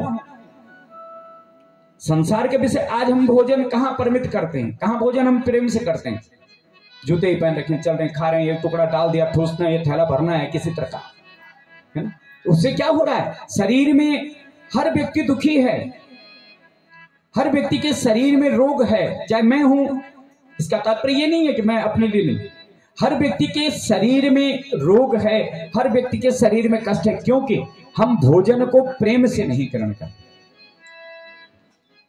जैसे भगवान का प्रसाद जब हम बनाते हैं ना तो उसमें बड़ा प्रेम आता है, बड़ा मधुर होता है भगवान का प्रसाद। इसी प्रकार से उस भोजन को भी हम प्रेम से ग्रहण करें। एक घड़ी का भोजन और एक घड़ी का शयन, जब हम शयन करें तो परब्रह्म परमात्मा हमारे हृदय में विद्यमान है। इस प्रकार से आज भगवान परब्रह्म परमात्मा सुमित्रा को 2 पुत्रों की प्राप्ति होगी। जहां प्रेम है, जहां वात्सल्य है, आज वह जो काशी से विद्या अर्जित करके आया था उसको ज्ञान प्राप्त हो गया कि धन्य हो महाराज, मैं समझ रहा था कि मैं बहुत बड़ा ज्ञानी हूं, लेकिन मैं बहुत बड़ा ज्ञानी नहीं हूं। मुझे तो इस विद्या रूपी अहंकार ने मेरे ज्ञान को नष्ट कर दिया। आज तक मैंने किसी को गुरु नहीं बनाया, आप ही मेरे गुरु। उनके चरणों का वंदन किया और उनके चरणों का वंदन करते भी परब्रह्म परमात्मा भगवान उसके चरणों का वंदन करते हुए, चिंतन हुए हुए और उस परब्रह्म परमात्मा भगवान का वंदन करते भी सुमित्रा अब केकई कलंकित हो गई। केकई कलंकित हो गई। कोई अपनी बेटी का नाम केकई नहीं रखता। हाँ, घर में झगड़ा हो जाए तो लोग कहते हैं केकई बन गई।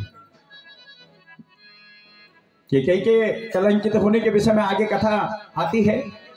आनंद रामायण में बहुत सुंदर कथा है। कर्म का निसफल हो जाना। केकई के जीवन में किसका आगमन हुआ? मंथरा का आगमन है ना। केकई के जीवन में किसका आगमन हुआ? मंथरा का आगमन। मंथरा शब्द का अर्थ क्या है? शब्दों को अर्थ के रूप में जब हम जानेंगे तभी ज्ञान की प्राप्ति होगी। मंथरा शब्द का अर्थ होता है मन की अस्थिरता। मंथरा शब्द का अर्थ क्या होता है? मन की अस्थिरता। अब जिसका मन स्थिर नहीं है ना, तो समझ लो जीवन में मंथरा बैठ गई, कर्म निसफल हो जाएगा। आज ये काम करता हूं, ये भी छोड़ दिया, कल ये काम करता हूं, कल ये छोड़ दिया, है ना। आज तो माला ओम नमो भगवते वासुदेवाय की जपता हूं, अरे नहीं, मेरे पड़ोस से आया था, उसने कहा मैं तो ओम नमः शिवाय की माला जपता हूं, मुझे जल्दी फल मिलता है। दूसरे दिन ओम नमः शिवाय जप लिया। तीसरे दिन बोला नहीं, वो तो देवी की पूजा करता है, मैं देवी की पूजा करता हूं। तीसरे दिन देवी की तरफ चले गए। चल, अब मन स्थिर नहीं है। जब तक मन की स्थिरता नहीं होगी, जब तक मन की स्थिरता नहीं होगी, तब तक कर्म का फल कभी प्राप्त नहीं होगा। कर्म व्यक्ति का, चाहे वो स्त्री है चाहे पुरुष है, उसका कर्म निसफल हो जाता है। आप भोजन बनाते हैं, जिस दिन आप श्रद्धा से, जिस दिन, एक उदाहरण है, जिस दिन हमारा व्रत रहता है ना, या जिस दिन हमारे घर में भगवान का कोई सत्संग, कोई कथा या कोई पूजा या कोई अर्चन, कोई बंधन होता है, उस दिन हम जो भी प्रसाद बनाते हैं, जो भी भोजन बनाते हैं, उसको कोई टपकारे नहीं मारता है ना। और दिन तो जरा दाल में देख ले नमक ठीक हो रहा है कि नहीं हो रहा, लेप पानी डाल करके जरा टपकारा मारा, फिर लेप पानी डाल करके कुछ ना कुछ ज्यादा हो गया, कम हो गया, नहीं तो नमक डाल दिया, मिर्च डाल दी, है ना। और दिन, लेकिन जिस दिन व्रत रहता है उस दिन कोई उसको न तो चखता है, और तब क्या कहते हैं, भैया आज तो नमक मिर्च जैसे होगा, भगवान की मर्जी, परब्रह्म परमात्मा जैसे बनाया मैंने अपनी तरफ से, तो मैंने बहुत प्रयत्न किया, लेकिन प्रभु, और उस दिन बहुत सुंदर भोजन होता है। उस दिन उसमें नमक भी बढ़िया होगा, मिर्च भी बढ़िया होगी, सब कुछ स्वादिष्ट होगा, क्योंकि उस दिन मंत्रा आपके अंदर नहीं बैठी हुई। उस दिन मंत्रा जीवन में नहीं बैठी हुई है, इसलिए वो भोजन स्वादिष्ट हो रहा है। ये तो एक उदाहरण दे रहा हूं मैं, ऐसे जीवन के कई कार्य हैं। उस दिन वो भोजन बहुत सुंदर स्वादिष्ट होता है, और अन्य दिनों में जब हम भोजन बनाते हैं और जब मन में स्थिरता नहीं होती है ना, तो उस भोजन में स्वाद भी नहीं मिलता है। कभी नमक बहुत ज्यादा हो जाता है, कभी कम हो जाता है, चाहे कितना भी चख लो उसको, फिर भी अरे मैंने तो पानी भी डाला था, फिर भी ज्यादा ही हो गया। कैसे पता चला कि ज्यादा हुआ? इसका मतलब चख लिया था उसको, है ना। तो यही एक जीवन का सत्य है। केकई का जीवन कलंकित हो गया, जबकि तीनों पत्नियों में, राजा दशरथ की तीनों पत्नियों में सबसे अधिक कर्मशील कौन थी? केकई। सबसे अधिक तपस्विनी कौन थी? केकई। सबसे अधिक पराक्रमी पत्नी कौन थी? केकई। रावण से विजय की प्राप्ति राजा दशरथ को किससे मिली? केकई से मिली। जब युद्ध में रावण के साथ युद्ध करने के लिए राजा दशरथ गए, और जब रथ के पहिया पर उसने बाण मारा, रथ का पहिया जब टूटने लगा, तो केकई जब आई तो राजा दशरथ को विजय की प्राप्ति हो गई, जहां उसने 2 वर मांगे थे। लेकिन अब देखिए परब्रह्म परमात्मा, लेकिन केकई का जीवन कलंकित हो गया। क्योंकि केकई के जीवन में किसका आगमन हुआ? मंथरा का आगमन। ये मंथरा जब हमारे जीवन में प्रवेश कर जाती है तो हमारा जीवन नष्ट हो जाता है। इसलिए इस मंथरा को कभी भी अपने जीवन में प्रवेश मत करने दीजिए। ये मंथरा कभी भी हमारे जीवन में प्रवेश न करे। इस मंथरा पर हमारा नियंत्रण हो, मन की स्थिरता हो। इस प्रकार से ये शरीर हमारा दशरथ है और इस शरीर के 3 गुण हैं, सोच, कौशल्या, केकई और सुमित्रा। कर्मशील होना, ज्ञान ग्रहण करना और मित्रता का व्यवहार, यही शरीर दशरथ है, यही है राजा दशरथ। चाहे वो स्त्री है चाहे पुरुष है, भावम विच्छन्ति देवता। हम जैसा चाहें इन कथाओं का अवलोकन अपने जीवन में जब करेंगे तो इन कथाओं से हमें ज्ञान की प्राप्ति होगी। 4 प्रकार के पुत्र बताए गए। देखिए ये यज्ञ हो रहा है। मां क्या है? एक प्रेरणा है। पिता क्या है? धर्म है। और मां क्या है? मर्यादा है। मर्यादा मानी एक प्रेरणा है। मां हमेशा अपने पुत्रों की सुख की कामना, अपनी संतान की सुख की कामना। सबसे बड़े देवता कौन है? माता पिता।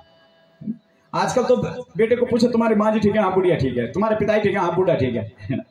पिता भी नहीं बोल रहा। पर 104 डिग्री का बुखार जब हड्डियों में चलेगा ना, और जब वो बुखार हड्डियों में चलने लगे तब तो माँ बोलना ही पड़ेगा, तब तो पिता बोलना ही पड़ेगा। क्योंकि माँ से पीड़ा का हरण होता है और पिता से आनंद की अनुभूति होती है, पिता से सुख मिलता है। आपने देखा होगा पिता शब्द का जब उच्चारण करते हैं तो मुख बंद होता है, और माँ शब्द का जब उच्चारण करते हैं तो मुख खुलता है। आनंद की अनुभूति जीवन में, मुख का खुलना मनी आनंद की अनुभूति, और मुख बंद होना मनी धर्म का अनुसरण करना। पिता धर्म है। 4 प्रकार के पुत्र जीवन में मिलते हैं। एक पुत्र होता है शत्रुपुत्र, एक पुत्र होता है शत्रुपुत्र। पूर्व जन्म का कोई शत्रु है ना, कभी किसी के प्रति बहुत बैर है मन में, अंत समय पर भी वह बैर नहीं मिटता है। अंत समय पर भी वह बैर नहीं मिटता है, और जब अंत समय पर भी वह बैर नहीं मिटता है तो हमारा पुत्र बन करके आ जाता है, वो हमारा पुत्र बन करके आ जाता है और संतान बन करके हमारे घर में आकर के और हमें दुख देता है, हमें दुख देता है। और उस दुख को हम, उसकी वाणी जो हमारे हृदय में भेदन करती है, जो हमें नाना प्रकार के कष्ट देता है, ये शत्रु पुत्र है। एक पुत्र होता है ऋणानुबंध, कभी किसी से कोई ऋण लिया हो, कभी किसी की कोई वस्तु ली हो और उसे वापस नहीं किया हो, इसलिए कभी भी किसी का द्रव्य अपने जीवन में लिया हो, लेना ही पड़ता है, जीवन है, लेकिन देने की प्रवृत्ति जरूर रखी कि मुझे इसका द्रव्य चुकाना, कहीं ये मेरा पुत्र बन करके ना आ जाए। नाना प्रकार के दुखों, ऋणानुबंध बने नाना प्रकार के कष्टों को अपने माता पिताओं को दे करके, और जो भी धन है, माता पिता का जो धन है उसको व्यर्थ में, कहीं विवाद में, कहीं अनीति में, कहीं अधर्म में उस धन का व्यय करता है, उस धर्म को नष्ट करता है। उसने अपना धन पूरा, और अंत में फिर माता पिताओं से पूर्व भी चला जाता है। तो हम लोग क्या कहते हैं, भैया वो तो अपना ऋण लेकर के चला गया, या उसके शरीर में कोई रोग लग जाता है, उसके शरीर में कोई व्याधि लग जाती है, उसके इलाज करवाते करवाते हम थक जाते हैं, लेकिन उसका रोग नहीं मिटता है। और जब वो अपना हिस्सा पूरा ले लेता है ना, जब हम उस पर अपना पूरा खर्च कर देते हैं, जितना उसका ऋण देना था उस ऋण को जब दे देते हैं तब वो चला जाता है, और साथ में हमें क्या दे करके जाता है, जाने के बाद भी दुख दे देता है। उसकी स्मृति माँ के हृदय में हमेशा बनी रहती है, उसको कभी नहीं भूलते, कितना भी वो दुष्ट क्यों न हो, लेकिन फिर भी माँ उसकी स्मृति को अपने हृदय में संजोई रहती है, चाहे जैसा भी था, लेकिन उसने मुझे मेरे गर्भ से जन्म लिया। ऋणानुबंध। एक पुत्र होता है उदासीन। उदासीन मनी जो कभी हम किसी का उपहास करते हैं, जैसे कोई व्यक्ति सुन नहीं सकता है ना, तो उन सारे गुणों को का जब सम्मिश्रण होता है ना, तब हमें यह उदासीन पुत्र प्राप्त होता है। जो सुन नहीं सकता हम उसको क्या बोलते हैं, बहुत ज्ञानी समझते हैं हम अपने आप को, बड़े पढ़े लिखे बड़े ज्ञानी समझते हैं हम। जो सुन नहीं सकता हम कहते हैं अरे बहरा है। जो बोल नहीं सकता हम उसको क्या कहते हैं, अरे तो गूंगा है, नाम भी रख दे रहे हैं उसका। जो चल नहीं सकता है उसको हम क्या कहते हैं, अरे ये लंगड़ा है। जो व्यक्ति देख नहीं सकता है उसको हम क्या कहते हैं, अंधा है। ये हम, और उसी प्रकार से उसका हम स्मरण करते हैं, देखते हैं उसको बार बार, पर हमारे मन में कभी भी उसके प्रति कोई ऐसा भाव नहीं आता है कि भगवान ऐसे संतान कभी किसी को मत दे। मेरी माताओं, मेरी बहनों, हम भागवत को सुनते हैं, अपने जीवन में एक संकल्प जरूर लीजिए कि कोई सुन नहीं सकता तो हमारा कर्तव्य नहीं कि हम उसको बहरा बोले। जब हमारे परिवार का कोई सदस्य जब उसको सुनाई नहीं देते तो हमें कैसी पीड़ा होती है कि अरे हम इसके सामने कुछ बोल रहे हैं, ढंग से सुन नहीं पा रहा है, हमारी बात को नहीं समझ पा। जब कोई हमारे घर में कोई जीव जन्म लेता है, जब वो बोल नहीं पाता है, तब हम क्या सोचते हैं, अरे ये बोल नहीं पा रहा है। इन सब अपराधों का जब सम्मिश्रण होता है तब ऐसे उदासीन संतान जीवन में जन्म लेते हैं और तब अपने माता पिताओं को दुख देती है। उसको देख करके उसके लालन पालन को करने में माता पिताओं को बहुत कष्ट होता है। उन लोगों को पूछिए जिनके घर में इस प्रकार के संतानों का जन्म होता है, कितनी पीड़ा है उनके हृदय में, कितना दुख है उनके हृदय में, कितनी वेदना है उनके हृदय में, उन्हें पूछिए। और तब जब इस प्रकार का ये दुख हम देखते हैं, ये उदासीन, ये हमारा, जब हमने इस प्रकार से कभी किसी का अपमान किया हो, ये पूर्व जन्म के कर्म है। जन्म जन्मों की कथाएं इस भागवत में यही ज्ञान मिलता है। जब हम इस प्रकार से किसी का उपहास करते हैं, किसी का अपमान करते हैं, किसी का तिरस्कार करते हैं, किसी की निंदा करते हैं, इन सब कर्मों का जब मिश्रण होता है तो हमारे घर में पुत्र बन करके आता है और फिर हमें दुख देता है। ये तीसरा है उदासीन पुत्र। और चौथा होता है सेवक पुत्र, जो सत्कर्मों के प्रभाव से मिलता है, जो पुण्यों के प्रभाव से मिलता है। हर किसी को संतान की प्राप्ति होती है, चाहे आपकी बेटी हो चाहे आपका बेटा हो। बेटी आपकी बहुत अच्छी होगी तो आपको आनंद होगा, बेटा आपका बहुत अच्छा होगा तो आपको आनंद की अनुभूति होगी। ये आपके सेवक पुत्र हैं। और सेवक पुत्र की जब जीवन में प्राप्ति होती है तो इस प्रकार के यज्ञ होते हैं, इस प्रकार के सत्कर्म होते हैं। ये सेवक पुत्रों की मां ने तो प्रेरणा दे दी, अगर पुत्रों का सहयोग न मिले, पुत्रों का साथ न हो, संतान का अगर सहयोग न मिले तो मां की सामर्थ्य क्या है कि कोई यज्ञ कर सके? मां की सामर्थ्य नहीं है कि कोई यज्ञ कर सके।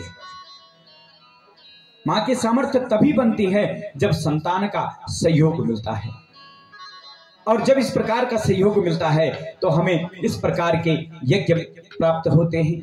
और इसीलिए कहा कि भाग्योदयेन बहुजन्म समर्जितेन सत्संग लभते पुरुषो यदावे अज्ञान हेतु कृतमोह मद अंधकार नासम विदाये तदतु दयते विवेका।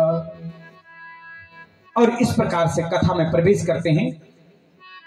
भागवत की कथा, सबसे पहला श्लोक व्यास जी ने लिखा, भगवान का चिंतन किया बहुत सुंदर भाव से। महात्म्य में, ये पद्म पुराण से महात्म्य लिया गया भागवत का। 6 अध्याय हैं महात्म्य के भागवत के, जो पद्म पुराण से हैं, ये भागवत के नहीं है। भागवत में 18 जो है 1000 श्लोक हैं, 365 अध्याय हैं और 12 स्कंद हैं भागवत के। इनमें जो ये 6 अध्याय हैं महात्म्य के, ये उन 365 अध्यायों में नहीं, ये पद्म पुराण से लिए गए। तो पहला श्लोक है भागवत का कि सच्चिदानंद रूपाय विश्वोत्पत्त्यादि हेतवे तापत्रय विनाशाय श्री कृष्णाय वयं नमः। सत्य, चित और आनंद 3 शब्द हैं और 3 शब्दों को जोड़ करके क्या बना? सच्चिदानंद। सत्य मानी जो पहले भी था, जब ये पृथ्वी रसालता थे तब सत्य था, आगे भी सत्य रहेगा, वर्तमान भी सत्य है, और जो पहले भी था, जो कभी नष्ट नहीं होता है, सत्य जो कभी नष्ट नहीं होता है।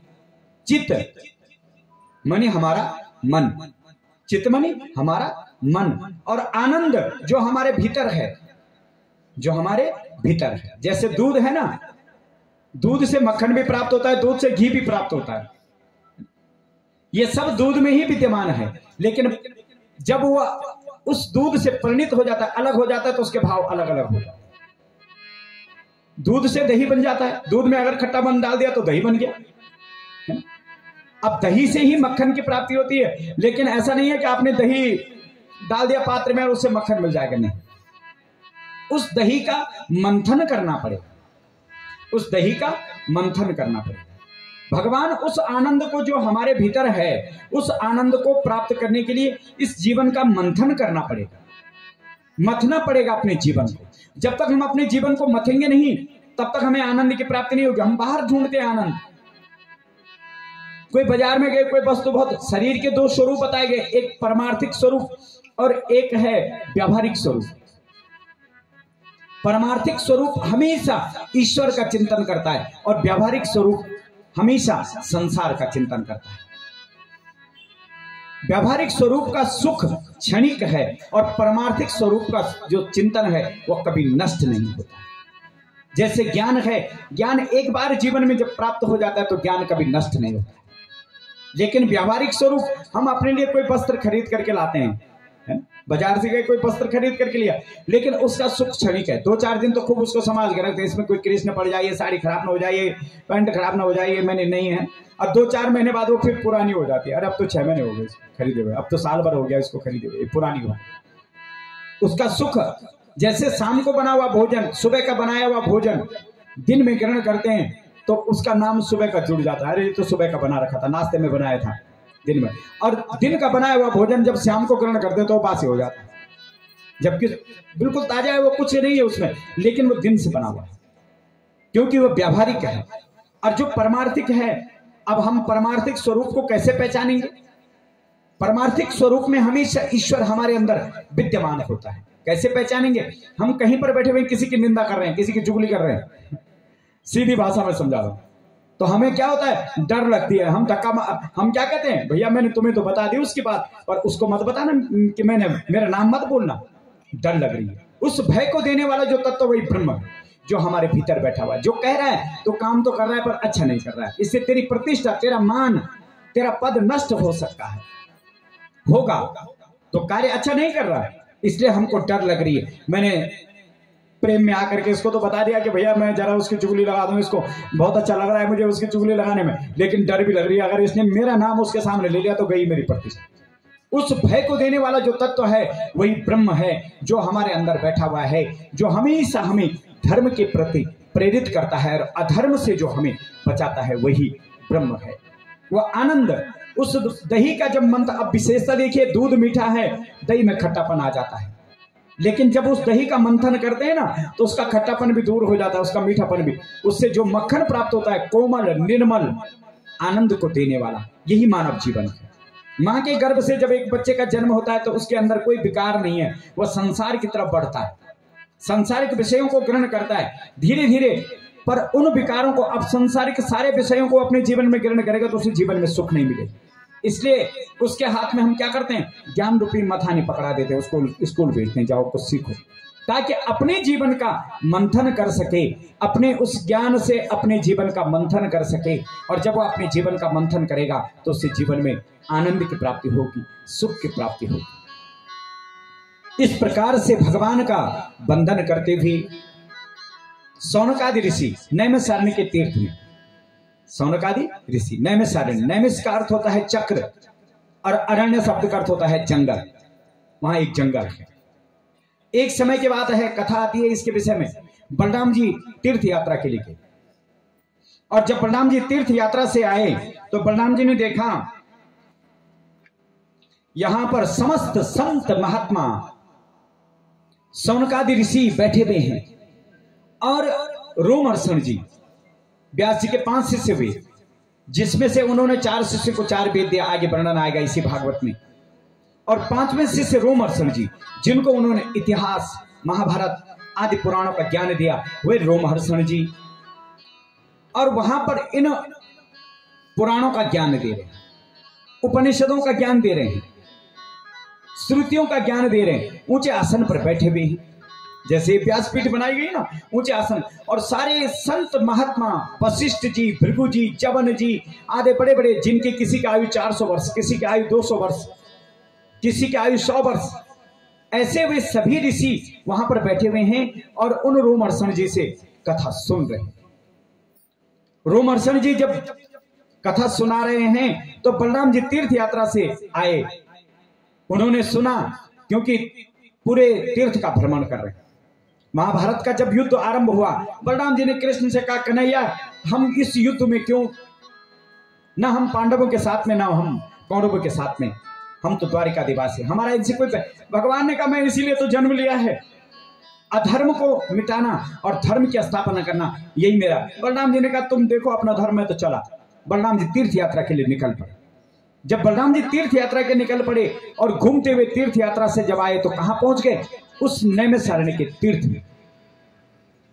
उस नैमिषारण्य के तीर्थ में संत महात्माओं ने ब्रह्मा जी का चिंतन किया, भगवान के पास गए। भगवान ने कहा हे तुम ब्रह्मा जी के पास जाओ, क्योंकि सृष्टि के पिता ब्रह्मा जी हैं। ब्रह्मा जी ने अपने मन से एक चक्र उत्पन्न किया और उस चक्र को छोड़ा, और जहां वह चक्र स्थिर हुआ उस जगह का नाम पड़ा नैमिषारण्य। नैमिष का अर्थ होता है चक्र, और अरण्य शब्द का अर्थ होता है जंगल। उस जंगल के बीच में वह चक्र जब स्थिर हुआ तो उस जगह का नाम पड़ा नैमिषारण्य। दूसरी कथा आती है बराह पुराण में। गौरमुख नाम के एक ऋषि तपस्या कर रहे थे। हम लोग सुनते हैं ना नैमिषारण्य के तीर्थ में, उत्तर प्रदेश में सीतापुर के पास में नैमिषारण्य का तीर्थ। इसके पश्चात बराह पुराण में वर्णन आता है कि एक बार गौरमुख नाम के एक ऋषि वहां पर तप कर रहे थे। राक्षस बार बार आए उनके तप में बाधा उत्पन्न करें। उन्होंने एक दिन उन राक्षसों को कहा भैया मैं तो तप कर रहा हूं, तुम मेरे तप में बाधा क्यों उत्पन्न कर रहे हो? उन्होंने सोचा ये हमसे भयभीत हो गए, उनके यज्ञ को विध्वंस करने लगे। उनके नेत्रों से अग्नि ज्वाला उत्पन्न हुई और सारे राक्षस भस्म हो गए। तो नैमिष का अर्थ होता है पलक झपकना। नैमिष का अर्थ होता है शब्दानाम अर्थ अनेक, एक शब्द के अनेक अर्थ है। नैमिष का अर्थ होता है पलक झपकना। जितनी देर में पलक झपकते उतनी देर में सारे राक्षसों का संहार हो गया और धर्म की स्थापना हो। वहां पर शौनक आदि ऋषि प्रश्न कर रहे हैं। उन्होंने कहा रोमहर्षण जी यहाँ कथा सुना रहे हैं, और जब कथा सुना रहे हैं तो बलराम जी का आगमन। बलराम जी के स्वागत में सब खड़े उठ गए।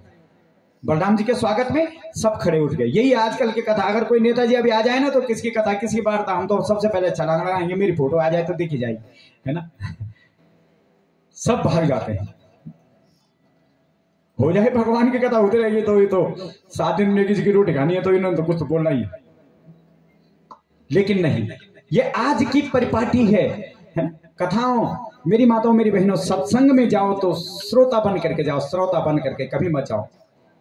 हमेशा सत्संग में भगवान परब्रह्म परमात्मा श्री हरि का चिंतन हृदय से कीजिए। बैठिए कथा में जितनी देर। बड़ी दुर्लभता से मिला ये समय हमको कि हमें, और इस कथा की एक बहुत बड़ी विशेषता होती है, जब हम कहीं अभी कथा पूरी होगी तो संसार की बातें हों, लेकिन यहाँ पर जितनी देर हम बैठे हुए हैं हमारा मन भगवान के चरणों में हो, हृदय में भगवान की मूर्ति विराजमान हो, और वाणी से हम भगवान के नाम का जप करें।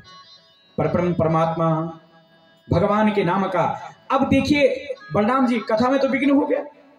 उन्होंने देखा अरे बलराम जी आए हैं। रोमहर्षण जी कथा सुना रहे थे, रोमहर्षण जी की तरफ किसी ने ध्यान नहीं दिया कि क्या बोल रहे। रोमहर्षण जी ने उतनी देर कथा विराम कर दी। बलराम जी को बड़ा क्रोध आया। इतनी छोटी अवस्था का बालक इतने ऊंचे स्थान पर बैठा हुआ है, 20 वर्ष की आयु, और इतनी ऊंची अवस्था स्थान पर बैठा हुआ है, और 400-400 वर्ष की अवस्था के सारे जितने भी हैं ये सब भूमि पर बैठे हुए। इसका तात्पर्य ये दृष्ट है। और कुशा का तीर्ण लिया और उसी का बाण बनाया और छोड़ा सामने से बाण, और वो बाण जाकर के और रोमहर्षण जी के कंठ पर लगा और रोमहर्षण जी वही गद्दी पर गिर पड़े। जब रोमहर्षण जी गद्दी पर गिर पड़े तब देखा वशिष्ठ जी ने, भृगु जी ने देखा अरे ये क्या हो गया, इनके कंठ में ये बाण कहां से लगा। बलराम जी ने कहा मैंने मारा। आपने मारा? क्यों? फिर बोला इतनी छोटी अवस्था का बालक। तब संत महात्मा ने कहा हे बलराम जी, धन वृद्धा बल वृद्धा आयु वृद्धा तथैव चः ते सर्वे अपि ज्ञान वृद्धा किंकरा शिष्य किंकरः। ए बलराम जी, धन बड़ा नहीं होता है, बल बड़ा नहीं होता है, आयु बड़ी नहीं होती है, ज्ञान वृद्धा तथैव चः। ये तो ज्ञान वृद्ध हैं। इनके आयु देख करके आपने इन पर बाण मारा, ये आयु वृद्धा है। बलराम जी ने कहा मुझे तो इसके विषय में ज्ञान नहीं है, मैंने तो यही देखा। आप सब खड़े उठ गए। बोला पहले तो हमने ही धृष्टता की, हमने इस कथा में विघ्न उत्पन्न कर दिया कि आपके दर्शन के लिए उठ गए इनकी कथा के मध्य में, तो दंड के भागी तो हम भी हैं। लेकिन आगे इस तीर्थ में इस कथा को कौन सुनाएगा। तब तक देखा पास में उनका एक पुत्र छोटा सा, और उस बालक को देख करके और जिसका नाम है उग्रश्रवा। रोमहर्षण जी का पुत्र है उग्रश्रवा। और वह उग्रश्रवा नाम का बालक, छोटा अवस्था 5 वर्ष की अवस्था का बालक बैठा हुआ है पिता के पास में। पिता जब भूमि पर गिर पड़े, रोने लगा। बलराम जी ने पूछा, ये बालक कौन है, कौन रो रहा है? तब संत महात्मा ने कहा, महाराज यह इनका पुत्र है। बलराम जी ने कहा, ये इनका पुत्र है।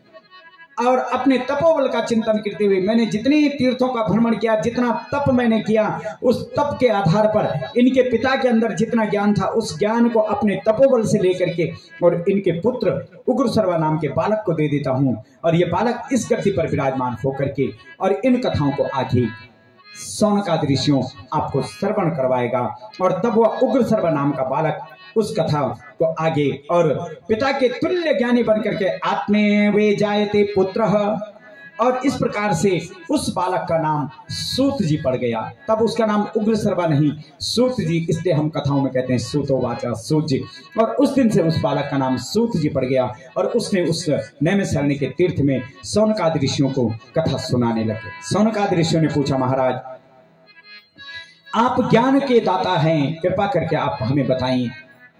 तब सूत जी महाराज जी कहते हैं, हे ऋषिगणों, परीक्षित कथाम भक्तो।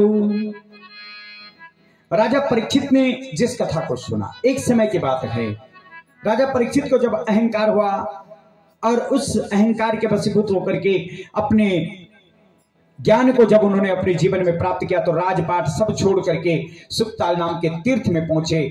वहां पर सुखदेव जी महाराज जी आए और उन्हें जब कथा सुनाने लगे तो समस्त देवता अमृत का कलश लेकर के आए और राजा परीक्षित को अमृत जब देने लगे, तो राजा परीक्षित ने, सुखदेव जी महाराज जी ने कहा, इसके लिए तुम्हें पात्र बनना पड़ेगा। और उस अमृत को जो है एक तरफ रखा गया और उसके बाद एक तरफ इस भागवत को रखा गया, इस अमृत कथा को रखा गया। भागवत का पलड़ा भारी हो गया। देवताओं ने कहा, हमें भी ये ज्ञान दीजिए। वहां पर बैठ करके राजा परीक्षित के साथ में उन ऋषियों ने उस ज्ञान को ग्रहण किया। कहने लगे, एकदा विशाल आया। नारद जी भगवान बद्री विशाल जी के धाम में, एकदा विशाल आया चत्वारा ऋषियो मलः सत्संगार्थम समायाता ददृश तत्र नारदा। सनक, सनंदन, सनातन और सनत कुमार चारों भाई और सत्संग के लिए कहां जा रहे हैं? भगवान बद्री विशाल जी के धाम। और जैसे वे बद्री विशाल के धाम में पहुंचे, वहां पर उन्होंने किसको देखा? नारद जी को देखा। जब उन्होंने नारद जी को देखा, नारद जी का मन बड़ा चिंताकुल। नारद जी तप करने के लिए वहां जा रखे हैं, लेकिन मन नहीं लग रहा है उनका तप में, बड़ा चिंताकुल उनका मन। तब उन शौनकादि ऋषियों जो है, शौनकादि ऋषियों ने पूछा, कथम ब्रह्मनंदी मुखा कुत चिंता तुरु भवान त्वरितम गम्यते कुत्र कुतश्च आगमनम तबः। कथम ब्रह्मनंदी मुखा, ब्रह्मनंदी मुखा माने जिनके मुख से भगवान का चिंतन होता हो। शब्द के अर्थ अब देखिए, सनत कुमारों ने कैसा संबोधन किया नारद जी का, ब्रह्मनंदी मुखा, जिनकी वाणी हमेशा भगवान का चिंतन करती है, ऐसे ए नारद जी। नारम ददाति इति नारद, ज्ञान को देने वाला जो व्यक्ति है उसको नारद कहा जाता है। दूसरा ब्रह्मनंदी मुखा, ब्रह्मनंदी मुखा माने ए ब्रह्मा जी के मानस पुत्र नारद जी। अब दोनों शब्द में एक ही अर्थ में दोनों शब्दों का चिंतन हो गए। इसी के विषय में एक कथा आती है। एक बार ये सनत कुमार भगवान की भक्ति में, लक्ष्मी ने कहा भगवान से, प्रभु ये तो बड़े भक्त हैं तुम्हारे, जरा मैं इनकी परीक्षा लेती हूँ। सनत कुमारों की परीक्षा लेने के लिए लक्ष्मी उनके पास आई और बड़े क्रोध में आकर के, ए दुष्टों, तुम भगवान का ही चिंतन कर रहे हो, मेरा चिंतन नहीं कर रहे हो। सनत कुमारों ने कुछ नहीं कहा, जाओ तुम ऊंट की योनि में चले जाओ। ये चारों के चारों भाई ऊंट की योनि में चले गए। सनत कुमार जब ऊंट की योनि में चले गए तो लक्ष्मी ने कहा, प्रभु अब फिर जाती हूँ तुम्हारे भक्तों के पास, देखती हूँ ऊंट की योनि में कैसे अपना जीवन यापन कर रहे हैं। आई लक्ष्मी भगवान के साथ, देखा सनत कुमारों को, पूछा कैसा लग रहा है तुम्हें ऊंट की योनि में? सनत कुमारों ने कहा, मैया बहुत सुंदर, अब तो ना नहाने की चिंता ना खाने की चिंता, एक दिन पानी पी लेते हैं, कई दिन तक छुट्टी हो जाती है। भगवान का चिंतन कैसे करते हो? बोला, मैया चारों भाई अलग अलग, प्रत्येक दिन हम भगवान की कथा सुनते हैं।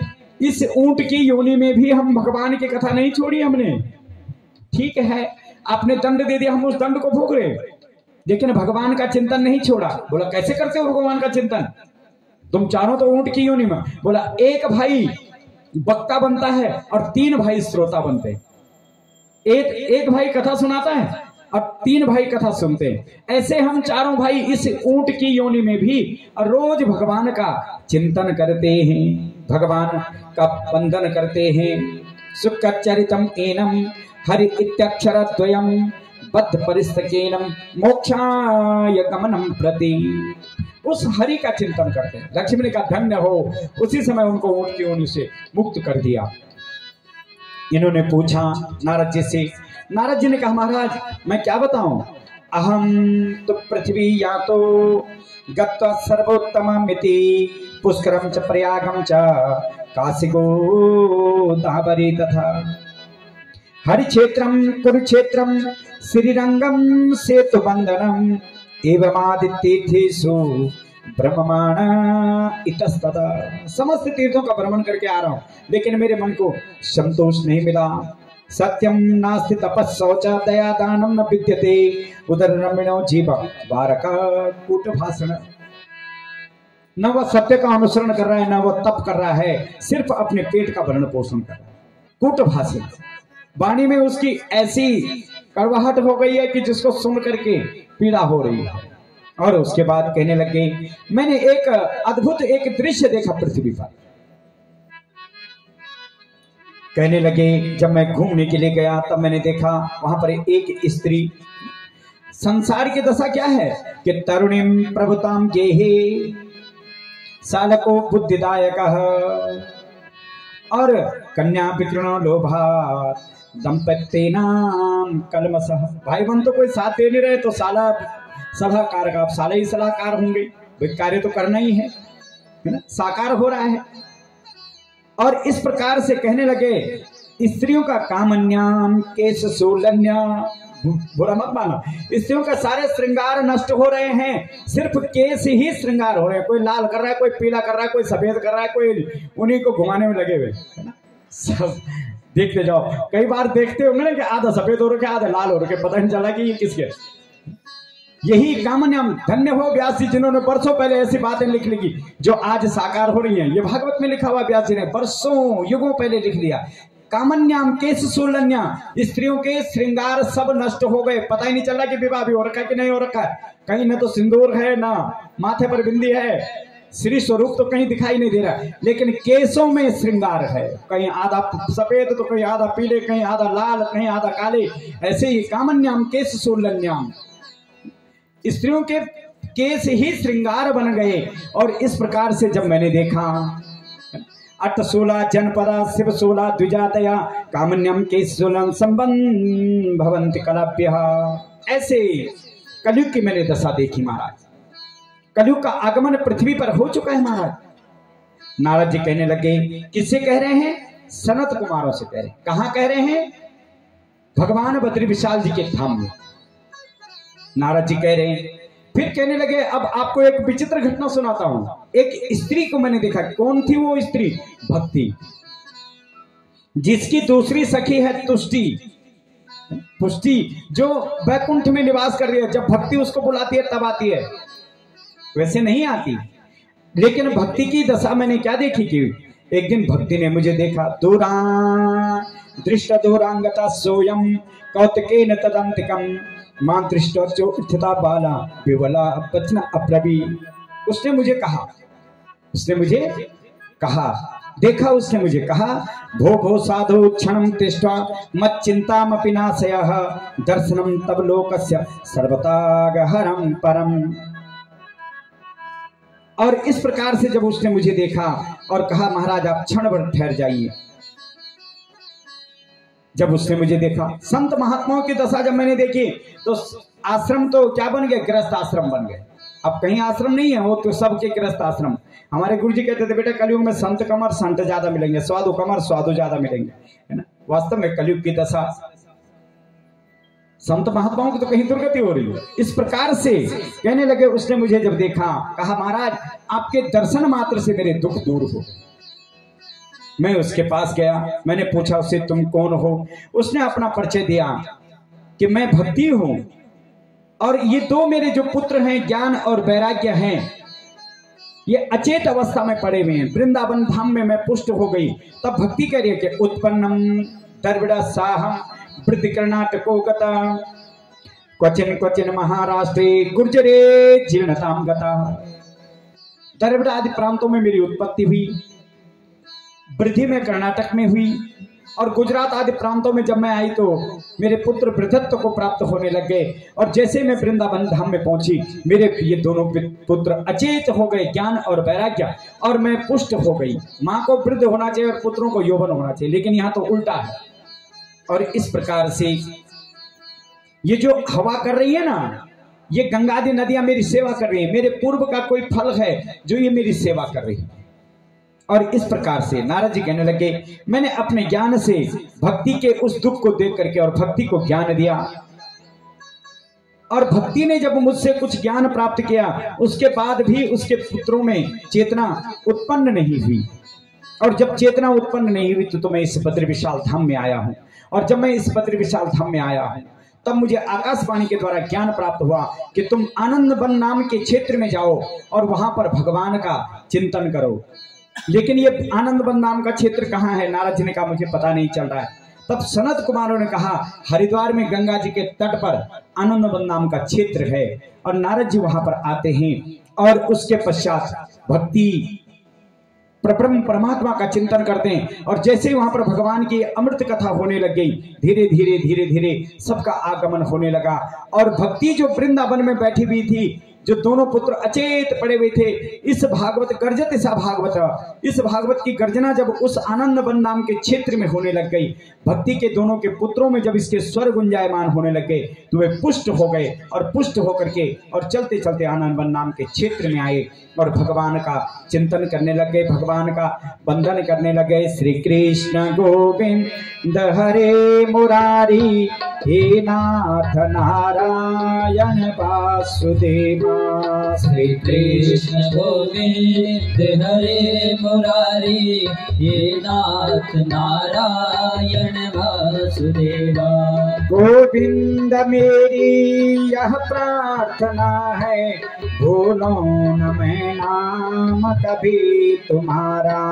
गोविंद मेरी यह प्रार्थना है, भूलो न मैं नाम कभी तुम्हारा।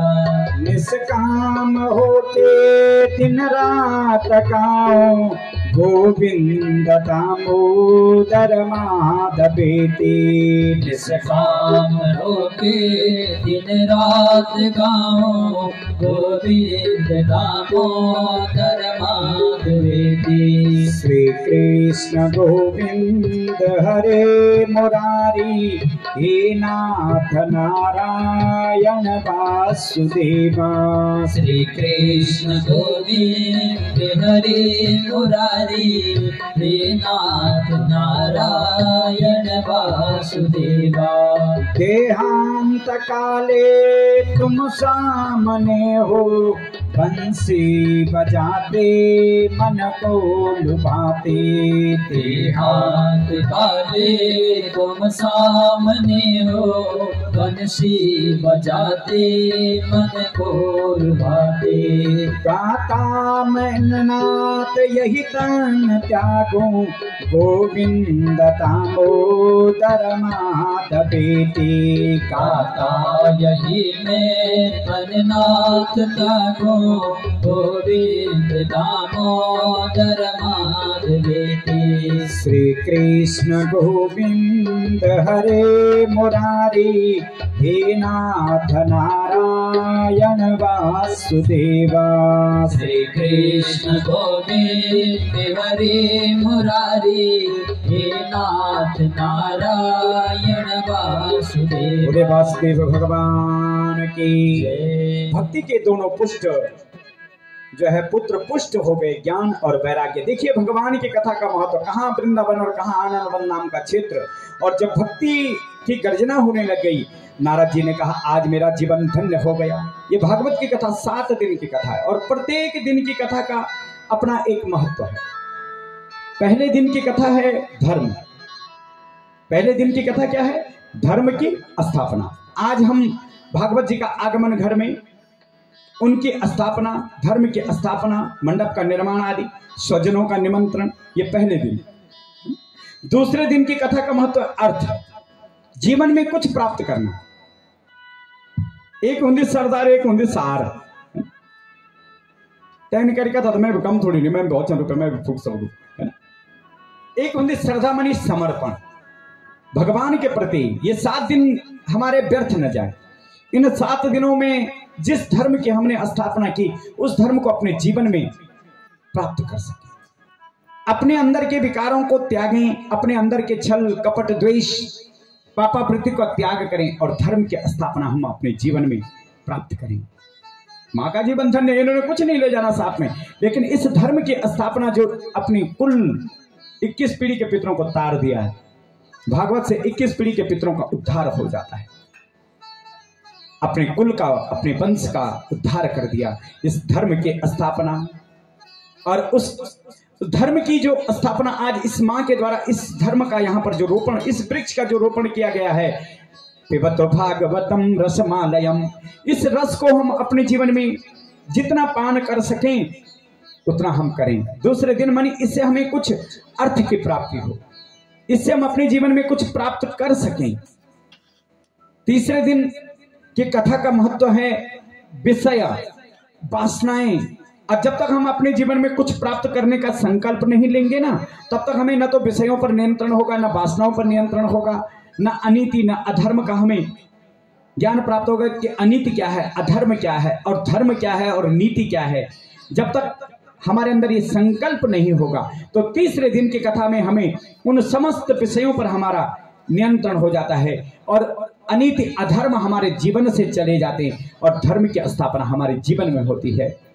चौथे दिन की कथा में भगवान की जो है जन्म का वर्णन आता है। चतुर्थी कृष्ण जन्मना। आनंद जीवन में तभी आता है जब हम अपने जीवन में धर्म का संचय करते हैं, अर्थ की प्राप्ति करते हैं। अनीति पर, अधर्म पर, धर्म से जब हम नियंत्रण करते हैं तो अनीति अधर्म हमारे जीवन से चला जाता है और धर्म की स्थापना हमारे जीवन में होती है।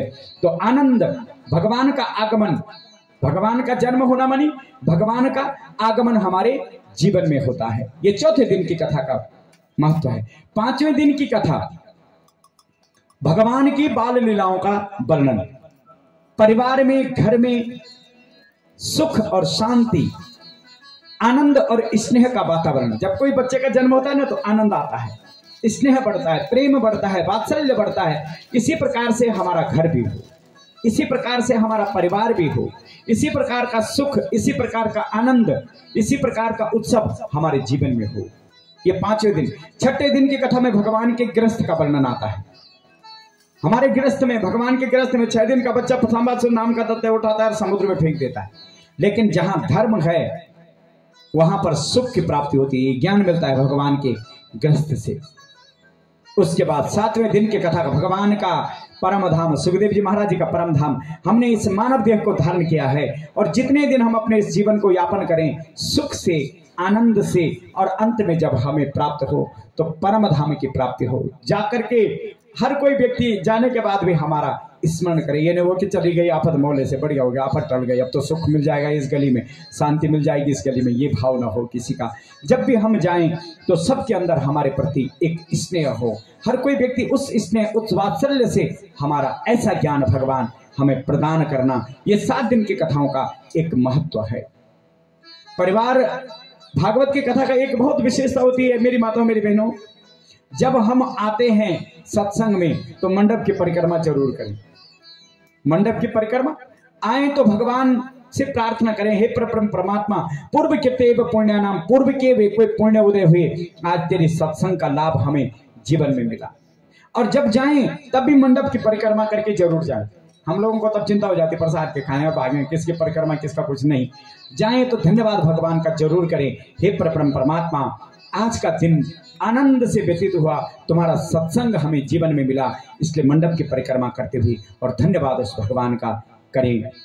ये परिवार के सदस्यों के लिए कुछ भागवत के नियम होते हैं जो मैं आप लोगों को बता देता हूँ। अभी तो आज तो पहला दिन है ना, तो ज्ञान नहीं प्राप्त होता। कल से हमारे नियम बन जाएंगे। प्रातःकाल जब उठेंगे आप, उठने के बाद अपने स्नान आदि से निवृत्त होकर के और यज्ञ मंडप में आना। सब जितने भी परिवार के लोग हैं, आस पड़ोस से भी कोई आ सके तो बहुत अच्छी बात है, लेकिन परिवार के लोगों के लिए इसलिए आए और सबसे पहले मंडप की 4 परिक्रमा करें। सबसे पहले मंडप की 4 परिक्रमा करें। ये ब्राह्मण जो आपके घर में आ रखे हैं ना, इनका आशीर्वाद आप जरूर लें। ब्राह्मणों के ये न छोटे, ये छोटे हैं साहब, ये मुझसे आयु में छोटे नहीं। अभी मैंने आप लोगों को बताया ना कि आयु बड़ी नहीं होती है, धन बड़ा, ज्ञान बड़ा। ये ज्ञान की मूर्तियां जिनको आपने ये साक्षात इस समय आपने इनके स्वरूप में भगवान के दर्शन करने हैं और इनके चरणों का वंदन करना, इनके चरणों का स्पर्श करना। और जब इनका हाथ आपके मस्तक के ऊपर रहेगा तो आपको इनका आशीर्वाद मिलेगा। और माता पिताओं के चरणों का वंदन करना, अपनी माँ के चरणों का वंदन करना। उन्हें ये मत सोचिए कि रोज इसी घर में रोज क्या सेवा लगानी है, नहीं।